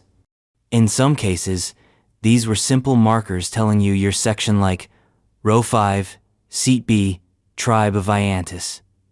In others, especially for VIPs, the ticket doubled as a status symbol. Think courtside seats for the priest of Dionysus. And yes, there were premium seats, right up front, marble thrones with names carved into them, reserved for politicians, generals, and high priests. If you were a regular citizen, you got a stone token telling you to head somewhere mid-tier. Still better than standing. These tickets also served as crowd control. Remember, this was pre-megaphone. Usher-CS, actual ushers would help people find their place using these tokens. Some seats were assigned by tribe, others by status. And if you tried to sneak into a better spot, good luck. Athenian democracy was tolerant, but not that tolerant. Theaters were so central to Greek life that seating arrangements even reflected social values. Citizens got spots. Women, when allowed, were pushed to the edges. Slaves and foreigners, if present, were in the back. Order mirrored society. And the plays themselves? Brutal, poetic, political. Tragedies that stripped heroes bare. Comedies that roasted politicians and mocked the gods. Imagine watching a character on stage get disemboweled while sitting on a rock with your social class etched into it. Also, there were no intermissions, no bathrooms, no snacks being passed down the aisle. If you left mid-play, you lost your seat. Stone doesn't care. But here's the kicker. These tickets are still being found today. Archaeologists have uncovered inscribed theater tokens in excavations around ancient Greek sites. Each one is a silent testament to a world that took its drama as seriously as its democracy. And there's something elegant about it. A physical, durable reminder of participation. Proof you were there, in the crowd, watching a masked actor wail about fate while a goat bleated backstage. In a world before Netflix, before movie theaters, before even the printing press, the Greeks figured out the magic of shared stories and the logistics of managing a crowd. So next time you hold a movie stub, remember, the Athenians were doing assigned seating when most of the world was still figuring out agriculture. But if you thought Greek theater was impressive, you haven't seen their festivals. Because next, we're diving into a tradition so wild it's still echoing in modern Greece today. Coming up, goatskins, bronze bells, and the ancient ritual of the Bell people. Koudounaraioi Festival, the Bell people ritual. In the sleepy mountain village of Distomo, Greece, every winter, something strange begins to stir. The snow falls, the sheep huddle, and then like echoes from a Dionysian fever dream the bells start ringing. Men burst into the streets wearing full-body suits of goatskin. Bronze bells, dozens of them, are strapped to their backs, hips, and chests. Horned masks cover their faces. They dance. They grunt. They charge. The noise is deafening, primal, relentless. You haven't stumbled into a metal concert. You've stumbled into the Koudounaraioi. Translated, the Bell people. It's one of the oldest and weirdest surviving folk rituals in Greece. And depending on who you ask, it's a direct descendant of ancient rites meant to wake the earth, ward off evil, and scare the living hell out of winter. Every year, during the Greek carnival season, Apokris, the village unleashes these costumed chaos agents into the streets. The bells they wear massive, clanging, animal-sized not for show. They are weapons, sound weapons. And the sound they create, it's not music. It's disruption. That's the point. The Bell people don't perform. They invade. The tradition is visceral, physical. Participants chase people through alleys. They jump on cars. They collapse into the snow in vibrating, rattling heaps. For a few hours, the village becomes something else, something ancient. Anthropologists believe this kind of ritual dates back to pre-Hellenic agricultural festivals. Long before Zeus threw lightning bolts or Athena popped out of anyone's skull, rural Greeks were already invoking nature spirits through dance, sound, and disguise. The idea? Shake the world awake, chase away the darkness, burn out the winter. In a time when crops meant life or death, rituals weren't symbolic, they were strategic. The Bell people weren't just scaring kids, they were confronting entropy. And here's the thing the Greeks wrote about this. The philosopher Xenophon mentions Dionysian festivals where participants donned animal skins and made ecstatic noises. The Orphic rites, tied to the god of wine and madness, included masks, bells, and frenzied movement. The Maenads, female followers of Dionysus, roamed the hills in a state of divine intoxication. Sound familiar? It's not just a village prank. It's historical residue, a living fossil of spiritual chaos. Over the centuries, Christianity tried to absorb or suppress these pagan eruptions, but the Bell people never stopped. They just adapted. The festival wrapped itself in new clothes carnival, cultural tradition, but the bones stayed the same. And now, it's become a tourist attraction, a TikTok-worthy oddity. But to the locals, it's serious. Participants train, costumes are handcrafted, the bells are tuned for maximum clamor. No one just throws on a goatskin, they become the creature.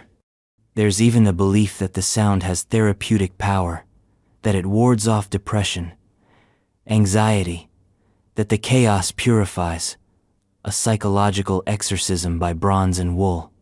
And standing there, watching it all, it's easy to believe.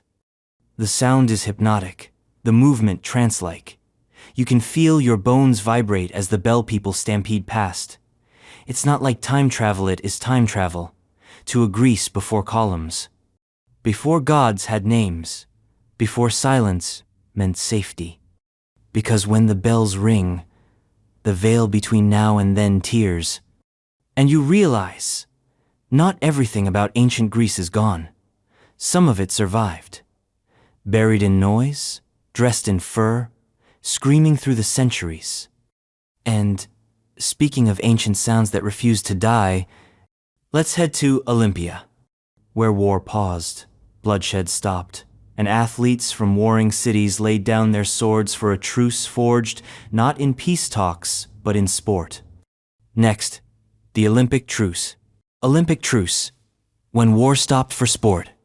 In a world soaked with blood and vendettas, where Greek city-states were locked in an endless loop of "you stole our goats, now we invade," one thing could halt the killing. Not diplomacy, not bribes, not divine intervention.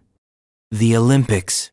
And not just the games themselves, but something more radical, more impossible, more extreme.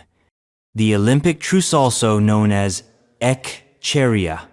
For a brief sacred window, all warfare across the Greek world was supposed to stop. Soldiers disarmed, generals paused invasions. Cities that hated each other with bone-deep rage agreed, however, reluctantly to back off. Not for peace, for sports. The idea was simple and revolutionary. In the lead-up to the Olympic Games, heralds would be sent out across the Greek world to announce the truce. All hostilities must cease. Anyone interfering with the games, either by preventing athletes or spectators from traveling safely, would face serious divine and political consequences. Imagine the NFL shutting down a war between two countries so the Super Bowl could go ahead. That's the scale we're talking about. And it worked mostly. Because in ancient Greece, the Olympics weren't just entertainment. They were sacred. Held in honor of Zeus, the Games were a religious festival as much as a sports competition. Violating the truce wasn't just unpatriotic, it was blasphemous. And the consequences could be brutal. In 420 BCE, Sparta sent troops into Elis during the truce. Big mistake. They were slapped with a fine so massive that they couldn't participate in the games. For Sparta, where military glory was religion, that was like being cast out of Olympus itself. The truce created a temporary neutral zone. Olympia became a demilitarized sanctuary. No weapons allowed, no soldiers marching. Just athletes, merchants, priests, spectators, philosophers, and pickpockets. A traveling circus of Hellenic civilization all packed into one valley. And the games themselves? Electric. 4 days of wrestling, running, chariot racing, discus throwing, javelin flinging, and pancrationa no-holds-barred mix of boxing and wrestling that made modern MMA look like ballet. But the truce was more than a breather. It was a statement. That, even in a fragmented, war-torn civilization, some things were bigger than conquest. That once every 4 years, Greeks could stop sharpening their swords and admire the muscle tone of a Corinthian sprinter.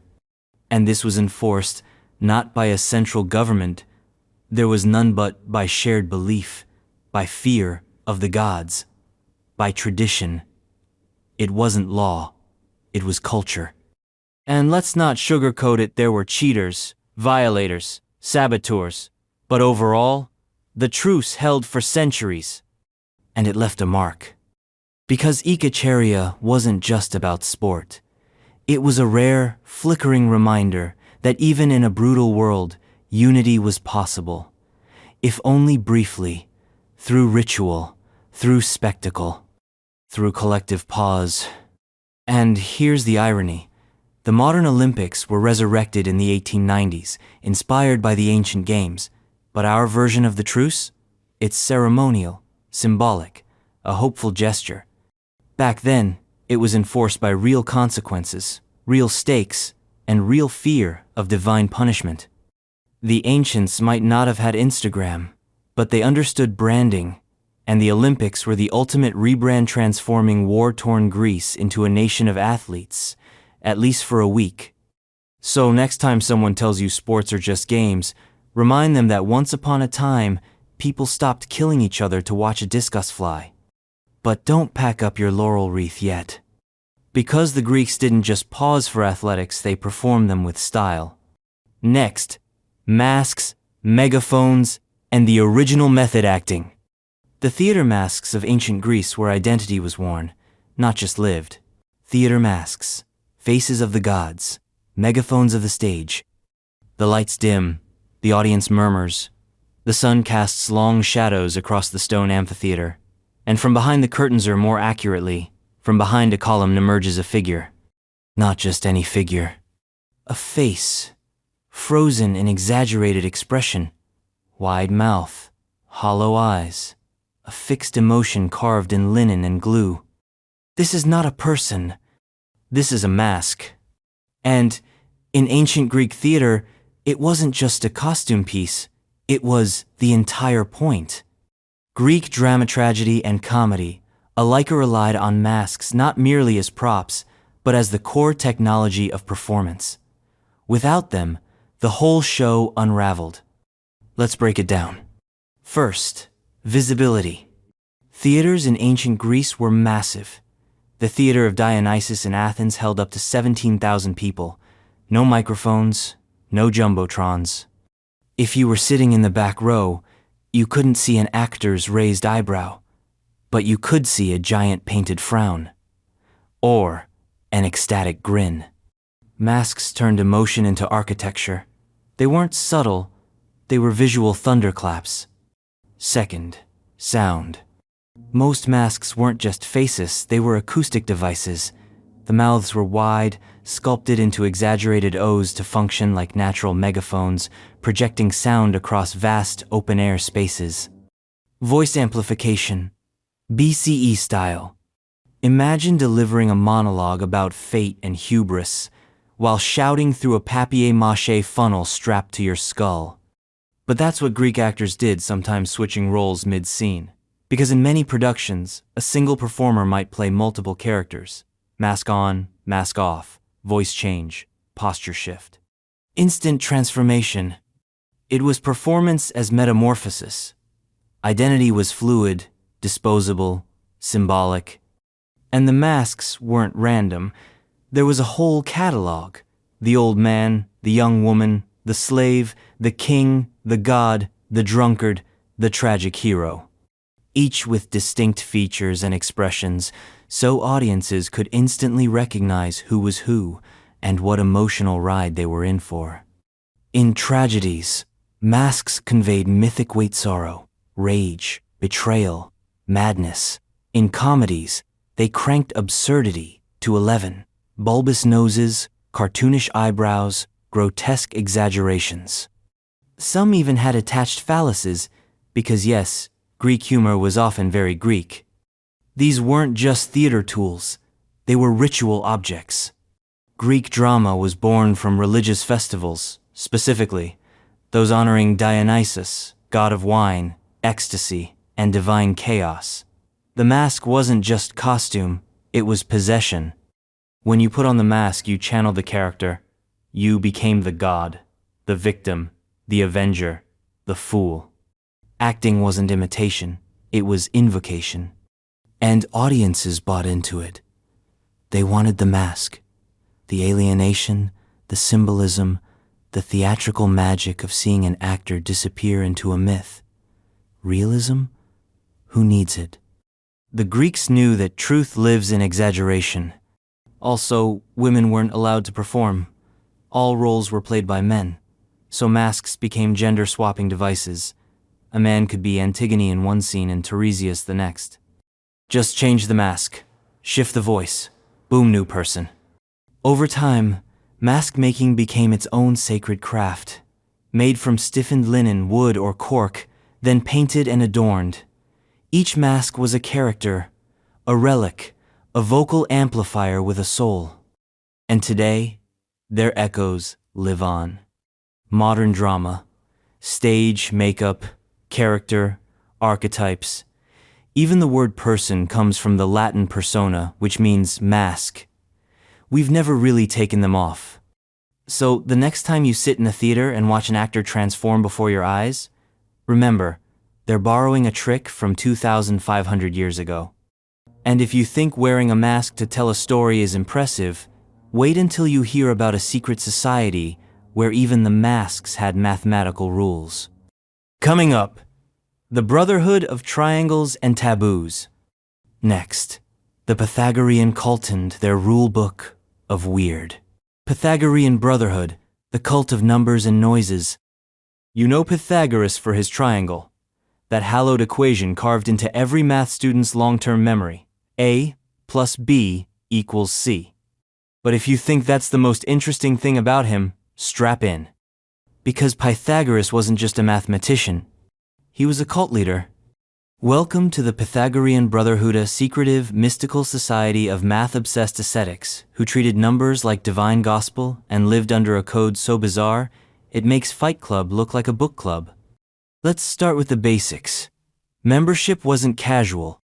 You didn't just walk into the Brotherhood and start talking about hypotenuses. You took a vow of silence. For 5 years. That's right. 5 years. No talking. No complaining. No whispering in the temple hall about how your roommate won't stop chanting Fibonacci sequences in his sleep. Silence was purification. You had to listen. Absorb. Prove you were worthy before you even spoke a theorem. And then came the rules. A buffet of strange, strict, and often hilarious life edits. Do not eat beans, already covered, still bizarre. Do not stir a fire with iron. Do not pick up what has fallen. Do not eat from a whole loaf. Do not step over a crossbar. Always put your right shoe on first. This wasn't superstition, it was cosmic hygiene. The Pythagoreans believed that everything was made of numbers. Not atoms, not matter, numbers. The universe, to them, was a harmony of ratios and vibrations. To mess with that harmony, to live asymmetrically, was to court disaster. They took this seriously. Their headquarters, most likely based in Croton, southern Italy, was like a cross between a monastery, a math lab, and a very intense vegan co-op. Members lived communally, ate simply, practiced daily self-discipline. They were vegetarians, astronomers, musicians, and full-time seekers of the mathematical divine. And they believed in metempsychosis, the transmigration of the soul, reincarnation. Not just human to human. You could come back as an animal or a plant, or, if you were really unlucky, a bean. Hence the dietary paranoia. Pythagoras himself was revered not just as a teacher, but as a semi-divine prophet. His followers called him the divine Pythagoras. They believed he could remember all his past lives and had a golden thigh. No, not metaphorically. Literally a thigh made of gold. Their ultimate belief? That numbers ruled everything. Music, math and motion, the stars, celestial equations, the soul, a vibrating ratio. They mapped musical intervals using strings and weights. They found perfect ratios like the octave. The fifth hand saw in them the blueprint of reality. The number 10? Holy. The tetractys, a triangle of 10 dots arranged in 4 roseways, their sacred symbol. It represented harmony, the 4 elements, the balance of the cosmos. Pythagoreans would swear oaths by the tetractys. But this wasn't just academic. It was esoteric, forbidden knowledge. Pythagoreans kept discoveries secret. They spoke in riddles. They lived by allegory. Some of the most advanced Greek mathematical concepts may have originated with them, passed down orally, then lost in the fog of cultish secrecy. Eventually, the Brotherhood fell. The exact reasons are murky civil unrest, political envy, cult paranoia, but their meeting houses were burned, their members scattered, some were killed, others survived in secrecy. And their influence trickled into later philosophical schools like Platonism and Neoplatonism. Pythagoras himself became legend, half man, half myth, full enigma. And the Brotherhood? They left behind no temples, no monuments, just whispers, equations, and a legacy that made math a religion long before calculators existed. So next time you see a right triangle, remember, it's not just geometry, it's a relic of a sacred order, a code. A cult that believed the universe was singing in numbers, and if you listen closely enough, you might hear the divine. And if that sounds profound, let's come back to Earth for a moment literally. Because next, we dive into the politics of pure democracy. No politicians, no parliament, just regular people making laws over lunch. Coming up, how Athenian democracy made everyone a legislator. Athenian democracy. Power to the people. Literally. Picture this. No Congress, no Senate, no parliament, no politicians in suits arguing on live television. Now imagine your city runs entirely on citizen votes. No representatives, no middlemen. Just you and your neighbors, debating laws, raising hands, and deciding the future of your nation over barley bread and watered wine. Welcome to Athenian democracy, ancient Greece's most extreme political experiment. Not representative, not theoretical, direct. Athens in the 5th century BCE didn't just invent democracy, they weaponized it. Every male citizen over the age of 18 had the right and responsibility to vote directly on laws, policies, and war declarations. No electoral colleges, no campaign ads. Just thousands of men gathered in the ecclesia, the public assembly, shouting opinions until consensus rose from the din. Imagine voting on tax policy in a literal crowd of 6,000 people. That's how Athens ran for centuries. And they didn't stop at voting. They built an entire civic machine based on randomness. Most public officials weren't elected, they were chosen by lottery. The idea? If you picked enough citizens at random, you'd avoid corruption, power hoarding, and dynastic elites. Fairness through chaos. You could wake up a humble farmer and go to bed a city magistrate. Not because you campaigned, but because the Kleroteriona weirdly advanced bronze lottery machine spit out your name. One day, you're tilling wheat. The next, you're overseeing criminal trials or managing tax collection. Trial by bureaucracy. And if you screwed up, the assembly could ostracize you, not metaphorically, literally. Once a year, citizens could vote to exile someone from the city for 10 years. No crime required. Just enough people thinking you were getting too powerful or annoying. They scratched names onto broken pottery shard so straka, and the person with the most votes had to pack up and leave. No hearings, no defenses, just, see ya, buddy. It happened to major political figures like Themistocles and even potential tyrants. A democratic purge, delivered in ceramic. This wasn't a utopia, though. Far from it. Women, slaves, foreigners all excluded. Citizenship was male, native-born, and often inherited. The democratic ideal stopped at the edge of your bloodline. And don't forget, this is the same democracy that voted to execute Socrates for corrupting the youth. Even direct democracy has a dark side. But still, it worked wildly well for a long time. Athens became a cultural superpower. Philosophy, drama, art, architecture, and military innovation flourished under this chaotic, shouting, self-managed system. Citizens weren't just governed, they were the government, and it left a mark. Modern democracies owe Athens more than just a word. Ideas like equality under the law, civic duty, trial by jury, public accountability all flow from this ancient experiment. Even our fears about democracy, mob rule, misinformation, the tyranny of the majority were first tested in the Athenian marketplace of ideas. The Greeks knew the risks, but they also believed in the reward, a society built not on birthright or wealth, but on participation. So the next time you cast a ballot, remember, you're carrying a torch lit in a dusty amphitheater 2,500 years ago, a place where democracy didn't mean trusting leaders. It meant trusting each other. And speaking of trust, how about trusting thousands of naked men to wrestle each other in front of the gods? Yeah, we're going there.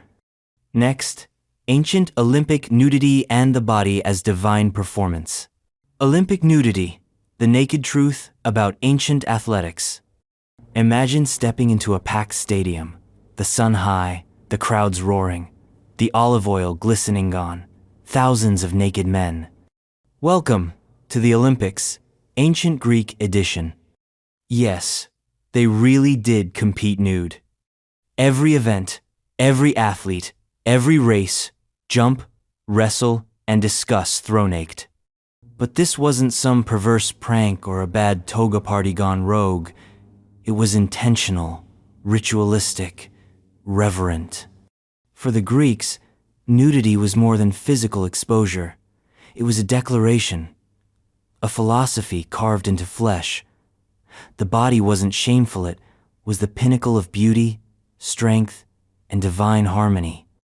And so, when the best of the best gathered at Olympia, they stripped off their chitons and tunics not to provoke, but to honor the gods, especially Zeus, who loved a good bicep. The word gymnasium itself comes from the Greek gymnos, meaning naked. The gym was a place of training, yes, but also of sculpting the human form. Physical excellence wasn't just athleticity, was moral. It showed discipline, balance, arete virtue. To train your body was to train your soul. But why completely nude? First, practicality. No flapping cloth to get in the way, no sandals to trip over. When you're sprinting the stadium, roughly 200 meters, against 19 other sweaty guys, you want zero drag. Second, identity. Competitors oiled themselves before events not just for aesthetics, but to highlight muscle definition. Imagine a line of sunlit warriors, bronze skin gleaming, each one a living statue of perfection. The games were religious ceremonies. After all, why not dress like a god? Third, and this one's spicy, it was also a way to prove you weren't cheating. No armor, no padded gloves, no sneaky daggers in your waistband, just you, your biceps, and whatever the gods gave you at birth. But not everyone was allowed to enjoy the show. Women, at least married women, were forbidden from even watching the Olympics under threat of death. They had their own games, see, Hygiene games, but the main events? Strictly male. That said, there are stories half fact, half myth of women disguising themselves to sneak into the stands. The most famous, Calipatera, who allegedly disguised herself as a trainer to watch her son compete. When he won and she leapt in celebration, her robes fell away, revealing her identity. Rather than punish her, the judges let her go because her family had produced so many Olympic champions. Still, after that, all trainers had to strip too. Yep, even the coaches went nude. The nudity extended to all events: sprinting, long jump, wrestling, pancration, a brutal mix of boxing and wrestling, and even the discus. Only one event had some kind of gear, the chariot race, because, horses. And the tradition lasted for centuries. Even as the games grew, as Rome rose, and new empires formed, the core ritual of sacred nakedness endured. So what did it all mean? For the Greeks, it was about transparency, vulnerability, unity with nature and the divine. You weren't just a body, you were a living sculpture. Competing in the nude wasn't indulgent. It was aspirational. You didn't hide flaws. You displayed excellence. And yet, there's irony here. A culture that prized physical openness still restricted participation to a narrow slice of society, free-born Greek men only. So while the games were open, they were also exclusive. Celebrated the human form, yet denied many humans the chance to compete. Still, the legacy endures. The idea that the body is a temple, that athleticism is sacred, that competition can be ritual. Today's athletes wear space-age gear and drink electrolyte potions. But deep down, the DNA of sport still hums with ancient rhythms. Victory, honor, the roar of a crowd echoing in a sunlit stadium. And somewhere, in that echo, you can still hear the slap of bare feet on ancient stone. But don't lace up your sandals just yet, because in Sparta, women didn't just watch athletes. They were warriors, landowners, tough as nails. Coming up, Spartan women, the queens of ancient independence. Spartan women, the queens of ancient independence. When most people think of Sparta, they picture a battlefield. Spearmen in crimson cloaks, shield walls and war cries, muscles and mayhem, men, men, men. But the real power behind the Spartan myth? The women. Spartan women were, without exaggeration, the most empowered women in ancient Greece. In a culture where most women were confined to their homes, veiled and voiceless, the women of Sparta owned land, ran estates, and spoke their minds sometimes sharper than their husbands' swords. Let's start with the basics. Unlike their Athenian counterparts, who were legally treated like eternal minors, Spartan women were citizens. Not soldiers, not politicians, but fully embedded in the machinery of the state. And they were trained physically. From a young age, Spartan girls exercised daily. They ran, they wrestled, they threw javelins. Not because they were expected to fight, though let's be honest, they probably could, but because the Spartan belief system was built on one iron-hard principle: strength breeds strength. If you wanted to birth warriors, you had to be strong. Simple as that. So Spartan girls were raised to be tough, disciplined, and fearless. They were even allowed to compete in public athletic contests, in front of crowds, in minimal clothing, a concept so scandalous that it would have given an Athenian grandmother a stroke. And while their brothers were shipped off to military school at age 7, the girls stayed home, but not to learn embroidery. They were educated, literate, witty, trained to manage households, estates, and themselves with razor-sharp competence. When Spartan men marched off to war, which they did constantly. The women stayed behind and ran everything. They controlled the property. They oversaw the slaves. They made economic decisions. Some estimates suggest that at one point, Spartan women owned as much as 2/3 of the land in Sparta. Let that sink in. In a warrior society obsessed with austerity and survival, women were the economic backbone. They weren't just independent. They were feared. There are stories of Spartan mothers handing their sons a shield before battle with the iconic phrase, "Return with it or on it." Translation: win or die trying. Cowards not welcome at dinner. They were blunt, unapologetic, politically vocal. Plutarch records that one Spartan woman, when asked why she spoke so freely among men, replied, "Because I am the mother of men." Mic drop. But of course, this wasn't some feminist utopia. Spartan women still lived in a rigid, hyper-militarized state. Their freedom was instrumental, not ideological. They were valued for their ability to produce warriors, not for the sake of equality. And yet, the contrast with the rest of Greece is staggering. In Athens, women were expected to be invisible. In Sparta, they were expected to be formidable. In fact, their power disturbed other Greeks.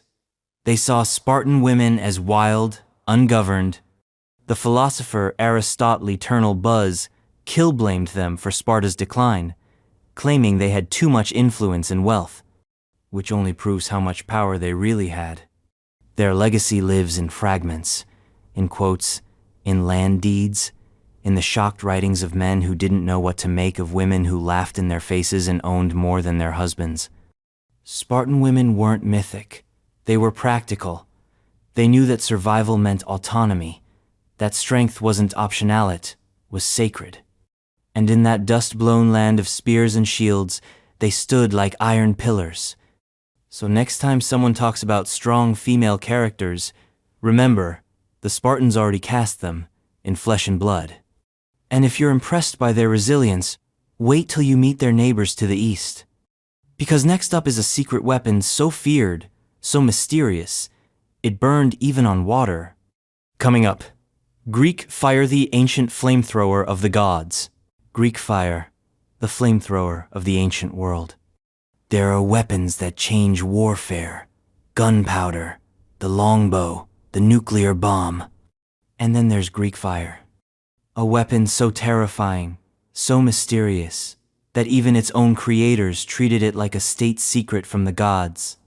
This wasn't just fire. This was hell in a bottle. Invented by the Byzantine Greeks, descendants of the ancient Hellenism time around the 7th century CE, Greek fire wasn't your average blaze. It clung to surfaces. It couldn't be extinguished with water. In fact, it burned on water. Imagine you're in a wooden ship, and suddenly the sea itself catches fire. Welcome to your nightmare. It was used primarily in naval battles. Byzantine ships were equipped with devices called scythe, NS, essentially ancient flamethrower tubes mounted on the prow that spewed Greek fire like a dragon's breath. These weren't just fancy squirt guns. They delivered liquid fire that engulfed enemy vessels in seconds. And the psychological effect? Devastating. Enemy fleets would see the Byzantines roll up, spray a jet of flaming death across the waves, and panic. Entire armadas turned to ash. The Arabs, the Rus, even rival Christian forces, no one had a defense against it. You couldn't douse it. You couldn't outrun it. You couldn't forget it. But here's the part that makes Greek fire a legend. We still don't know what it was. The exact formula was a closely guarded military secret, passed down orally, never written, stored in the minds of elite engineers who served the emperor. When the empire fell, so did the secret. Modern scientists have guessed. Maybe it was a mix of naphtha, quicklime, sulfur, and resin. Maybe it was petroleum-based. Maybe it was chemical alchemy far ahead of its time. But no one's been able to recreate it perfectly. And that's not for lack of trying. Historians, chemists, and even pyromaniacs have spent centuries experimenting. Some got close, too close. Because Greek fire wasn't just dangerous to your enemies. It was volatile, unstable, and could backfire spectacularly. Light the wrong wick, tip the wrong jug, and you're turning your own ship into a funeral pyre. Which is why handling Greek fire was an elite skill, a sacred trust. The Byzantines treated it like modern nations treat nuclear codes. You didn't talk about it. You didn't share it. You carried it like a curse. Its use helped the Byzantine Empire survive against overwhelming odds. When Constantinople was under siege, Greek fire turned the tide. When rivals closed in, it acted as divine intervention. It wasn't just a weapon. It was the hand of God, flaming and roaring, declaring, "Not yet." And yet, despite its power, it didn't spread. Other civilizations never figured it out. Not the Arabs, not the Franks, not the Ottomans. It remained uniquely Byzantine until, eventually, it disappeared. Maybe the last masters of the formula died. Maybe the ingredients changed. Maybe history just decided it had played its part. What's left is legend and questions. What kind of mind creates something like Greek fire and keeps it secret? What other ancient technologies have been lost? Because if the Byzantines were burning oceans in the 7th century, what else did the Greeks know? What other divine tricks flickered and died in the shadows? And speaking of divine tricks, what happens when gods speak? When mortals hike a mountain to ask questions no man can answer and get cryptic riddles in return? Next up, the Oracle of Delphi, where the gods whispered and empires listened. Oracle of Delphi, the voice of Apollo in a gas-fueled trance. High up the slopes of Mount Parnassus, nestled in a rocky cleft above the Gulf of Corinth, stood a sanctuary like no other. Pilgrims came from every corner of the known world. Kings, tyrants, generals, farmers. They all climbed the sacred path to ask one question. What does the gods say? At the heart of it all was a woman, a mortal mouthpiece, a priestess in a trance. She was called the Pythia, and she was the Oracle of Delphi. And when she spoke, the world listened. The oracle wasn't just a priest. She was the voice of Apollo, god of prophecy, music, medicine, and inconvenient truths. Chosen from among the local women of Delphi, typically older, unmarried, and of pure reputation, she served as the human antenna to the divine. And the method? Oh, it was wild. The Pythia sat on a tripod, positioned above a sacred chasm. She chewed laurel leaves, bathed in the spring of Castalia, and inhaled vapors that seeped from the earth below. Then she entered a trance. Her body writhed, her eyes rolled, her mouth opened, and out came the future. In riddles. Always riddles. No, yes or no. No crystal clarity. The oracle spoke in poetic ambiguity, delivered in cryptic verses that made even the most confident kings second-guess everything. Want an example? When King Croesus of Lydia asked whether he should go to war with Persia, the oracle replied, "If you cross the river, a great empire will fall." Croesus was thrilled, crossed the river, went to war, and lost. The empire that fell was his. That's the genius of Delphi. The prophecies were always true, even when they destroyed you. This wasn't some back-alley crystal ball reader. The oracle's words were carved in stone, preserved by priests, debated by philosophers, and consulted before almost every major decision in ancient Greece. Building a temple? Asked the oracle. Invading a neighbor? Asked the oracle. Having weird dreams about snakes and dying goats? Definitely asked the oracle. And Delphi wasn't just spiritual, it was political. A power center disguised as a holy site. City-states competed for influence there, offering lavish gifts and golden statues to curry Apollo's favor. It worked. The oracle could shape alliances, broker truces, or send armies into oblivion. She held sway over Sparta, Athens, Thebes, and beyond. The Delphic priesthood became an international diplomatic force wrapped in incense and ambiguity, and the whole thing ran on earth fumes. Modern geologists and archaeologists have confirmed that the temple sits atop a geological fault line. The ancient texts weren't exaggerating vapors, really did rise from the chasm. These likely included ethylene gas, a known hallucinogen.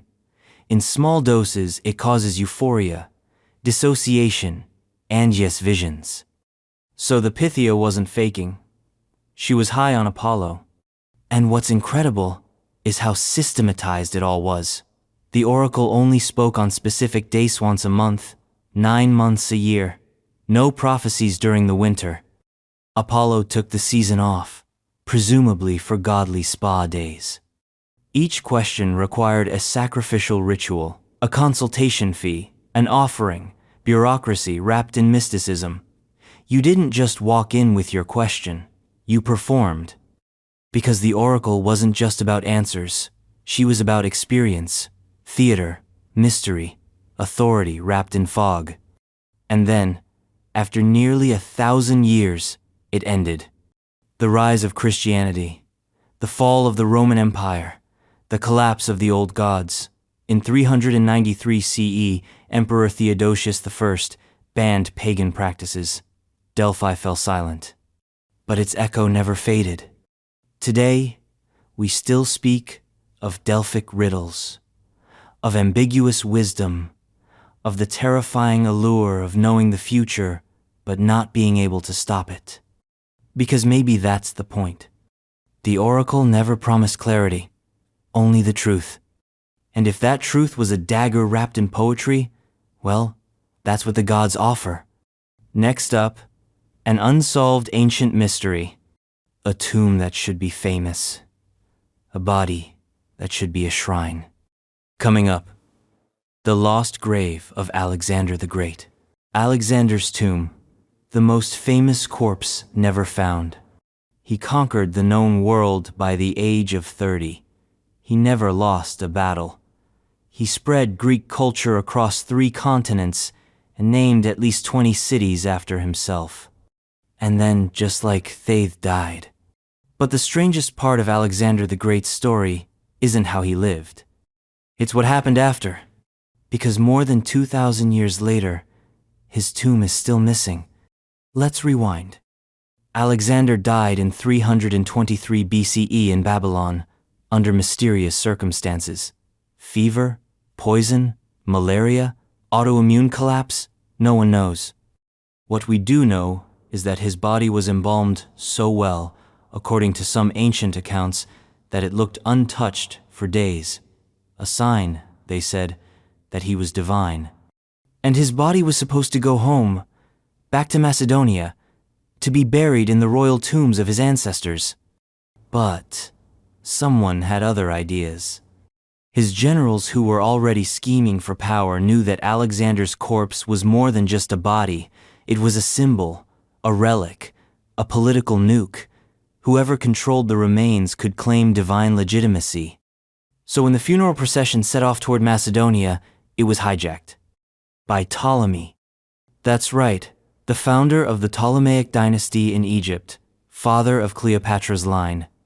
He stole the body and diverted it to Memphis, and later, Alexandria. Why? Because if you're trying to build a new empire in the shadow of a god, you start by owning the god's body. Alexander's tomb became a centerpiece of Alexandria, a shrine, a wonder. Famous Greeks and Romans made pilgrimages to it. Julius Caesar reportedly visited, so did Augustus. So did Caligula, who supposedly stole his armor. So did Septimius Severus. It was more than a grave, it was a political touchstone. But then, it vanished. Sometime between the 3rd and 5th centuries CE, the tomb was lost. Earthquakes? Riots? Religious purges? Maybe. Alexandria changed hands. Paganism fell. Christianity rose. Later, Islam swept through. The city was battered by time, conquest, and the sea. The location was forgotten. And for centuries, people have searched. Napoleon looked. So did early archaeologists. So are people right now. Dozens of sites in Alexandria have been proposed. Beneath mosques, under catacombs, beneath the modern city's chaotic streets. But nothing conclusive. Some say the tomb was destroyed. Some believe it still lies hidden beneath modern Alexandria, waiting for the right trench to be dug. Others think it was moved, secretly relocated to keep it safe from desecration. There's even a fringe theory that it ended up in Venice, misidentified as the remains of St. Mark. Because of course Alexander would pull that kind of posthumous trick. But wherever it is, the absence has become legend. A missing tomb. A king who ruled the world but couldn't find peace in death. And here's the kicker. We know more about his horse's burial than his own. This is the man who reshaped empires, who changed languages, cities, religions, whose name still echoes in textbooks, movies, and military academies. And yet, no grave, no sarcophagus, no shrine. Just an empty space in the story. And maybe that's how Alexander wanted it. Maybe the man who demanded to be called a god didn't want to rest. Maybe he wanted to remain unsolved. A riddle wrapped in granite. A myth with no ending. But if Alexander's tomb is still hidden, what else is buried? Because the Greeks didn't just influence war and empire, they transformed how we write. Next, the alphabet that taught the world how to speak. Greek alphabet, vowels, visionaries, and the birth of literacy. Before the Greeks, there was speech. Grunts, chants, poetry passed down mouth to mouth. Words lived in air, not ink. But the Greeks? They carved language into stone, and in doing so, they changed the world. Because the Greek alphabet wasn't just another writing system. It was a revolution. Let's rewind. The Greeks didn't invent the idea of writing. That credit goes to the Sumerians with cuneiform and the Egyptians with hieroglyphs. The Phoenicians brought the first real alphabet symbols for sounds, not ideas. But it had a problem. No vowels, just consonants. Like trying to build a song with only drum beats. It worked for traders, for tallying, for quick records. But it wasn't fluid. It wasn't human. The Greeks took that proto-alphabet and did something radical. They added vowels. Simple, elegant, civilization-changing vowels. A, E, I, O, U, and sometimes Y, if you're being generous. With vowels, words flowed. With vowels, you could read aloud what someone had never spoken. You could record poetry with perfect rhythm. You could write plays, speeches, loss and trust the next reader would pronounce them as you did. For the first time, writing matched the music of speech. And suddenly, Greece exploded into literacy. You didn't need to be a scribe trained for years. Kids could learn it. Citizens could read decrees. Soldiers could scrawl graffiti. Philosophers could document logic and metaphysics in symbols as precise as their thoughts. The Greek alphabet became the chassis for every alphabet that followed. Latin, based on it. Cyrillic, descended from it. The letters you're reading right now, every single one, are echoes of that ancient innovation. Even the word alphabet comes from the first two Greek letters, alpha and beta. Just like alphabetical order, that's Greek too. It wasn't just functional, it was art. Inscriptions were carved into temples, statues, gravestones, and offerings. Elegant, symmetrical, sometimes poetic. Public notices, sacred dedications, and declarations of love, all etched with reverence. And don't forget, the Greeks weren't writing for the gods. They were writing for people. Homer's Iliad and Odyssey, once kept alive by memory and song, were finally written down using this new system. Drama exploded into a genre because dialogue, emotion, and pacing could be scripted. Science, math, medicinal surged forward thanks to the written word. Socrates may have distrusted writing. He thought it weakened memory. But without writing, we wouldn't know who he was. Plato wrote. Aristotle wrote. They debated the soul in ink. And they did it with letters that, today, form the DNA of every tweet, text, and thesis. Even Greek math used the alphabet. Letters represented numbers, formulas, even metaphysical concepts. To write was to calculate, to imagine, to immortalize. And yet, the alphabet was never meant to be sacred. It was democratic. It wasn't locked in temple vaults. It was spread on pottery, scratched on walls, taught to children. A technology not just of rulers but of citizens. So the next time you write your name, remember this.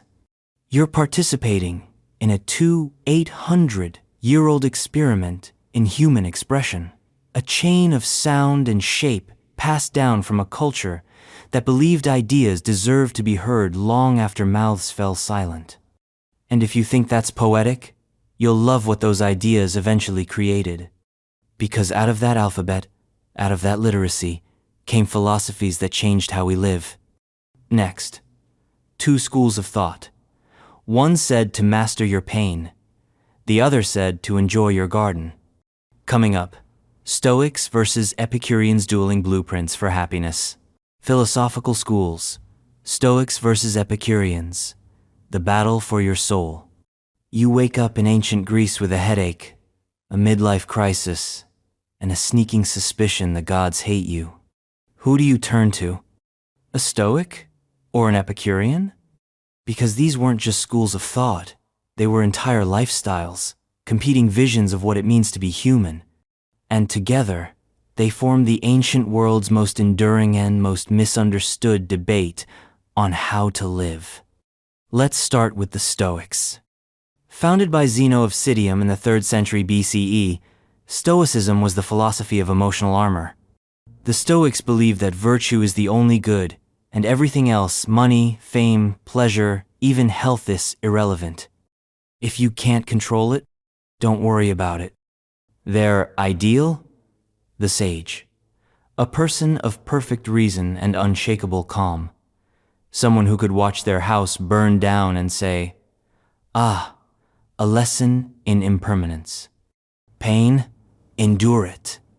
Loss? Accept it. Life? Meet it with dignity and reason." This wasn't detachment out of apathy.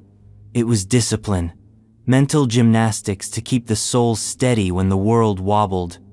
Stoics believed the universe was governed by logos, a divine rationality, and the best we could do was align ourselves with it. Want a quote? Marcus Aurelius, Roman Emperor and Stoic MVP. You have power over your mind, not outside events. Realize this, and you will find strength. Now let's pivothardo the Epicureans. Founded by Epicurus around the same time, this school gets a bad rap. People hear Epicurean and think wine tastings and cheese boards, hedonism, indulgence. Wrong. Epicurus wasn't about excess. He was about moderation. He believed the greatest pleasure was freedom from pain, both physical and mental. The goal wasn't to party. It was to find tranquility, ataraxia, through friendship, reflection, and a simple life. His motto? Live unnoticed. Epicurus encouraged his followers to withdraw from politics, avoid drama, and cultivate a peaceful garden literally and metaphorically. Pleasure? Yes, but thoughtful pleasure. The kind that doesn't lead to regret or hangovers. He also didn't fear the gods. In fact, he didn't think they cared at all. And death? Epicurus said not to fear it. When we exist, death is not. And when death exists, we are not. Mic drop. The Stoics faced the storm head on. The Epicureans built a cabin in the woods and said, "Let it pass." One philosophy armed you for the battlefield. The other handed you a picnic basket and a recliner. And both changed the world. These weren't armchair theories. People lived them, wore them like armor. Roman generals were Stoics. Retired citizens were Epicureans. In every political speech, funeral, personal journal, and breakup scroll. Their fingerprints are all over the classical psyche. Even today, echoes remain. Feeling calm during chaos? That's Stoic. Turning off the news and going for a walk in the sun? That's Epicurean. We're all caught between these two poles. Endure the pain or avoid it. Engage the world or escape it. Tame your emotions or rearrange your environment. And both schools were born from the same alphabet, the same culture, the same philosophical explosion that gave us Plato, Aristotle, and a world we're still decoding. But if you want a real codebreaker, look no further than the ancient Olympics again. Because when athletes cheated, their punishment wasn't just disqualification. It was immortal shame. Next, the Xana statues of disgraced Olympians that stood as eternal warnings at the gates of glory. Olympic cheating penalties, the statues of shame. The ancient Olympics weren't just games, they were sacred rituals, civic pride contests, and a full-contact devotion to the gods. Athletes trained for years, cities paid for their preparation. Victors returned home as heroes, with free meals, parades, and in some cases, the equivalent of lifetime tax exemption. But if you cheated, you didn't just lose. You got immortalized in shame. Enter the Zanes. Lining the entrance to the stadium at Olympia were rows of bronze statues of Zeus, dozens of them, not to celebrate greatness, but to condemn corruption. Each one paid for by the fines levied on cheating athletes. That's right. In the land of marble gods and philosophical virtue, the punishment for cheating was to fund a permanent billboard of your disgrace. Let's set the scene. You arrive at Olympia, stomach full of barley, heart full of hope. As you approach the stadium, you pass these looming figures: Zeus in his thunder-hurling glory, each base inscribed with the name of an athlete. Not winners, sinners. These were the rule breakers, the bribe givers, the steroid dopers of their day, minus the steroids, plus a lot more olive oil. They tried to rig matches, paid off opponents, or committed fouls in the heat of competition. The Greeks didn't just disapprove, they memorialized the betrayal. Each statue cost a fortune. A single act of dishonor paid for a public work of art designed to humiliate you for eternity. It was the ultimate flex of moral architecture. We built a statue of Zeus with your dirty money. And they weren't hidden in some back alley. They were right at the athlete's entrance. You couldn't compete without walking past a hall of fame for failure. Psychological warfare at its finest. One of the most infamous examples? An athlete named Serapion of Alexandria fled the games in fear before his event began. Cowardice, in the Olympic context, was nearly as bad as cheating. He got his own Zanes, name engraved, legacy sealed in bronze, forever. These statues weren't just warnings. They were philosophy cast in metal. Greek athletics wasn't about winning at all costs. It was about ready excellence, virtue, balance. To cheat was to offend not just the rules, but the gods. Zeus, after all, was the god of oaths. You swore before competing, swore to play fair, swore to uphold honor. Break that oath, and Zeus didn't just fine you. He stared you down every time another athlete passed his sculpted glare on their way to the starting line. And it worked. The Zanes were psychological deterrents.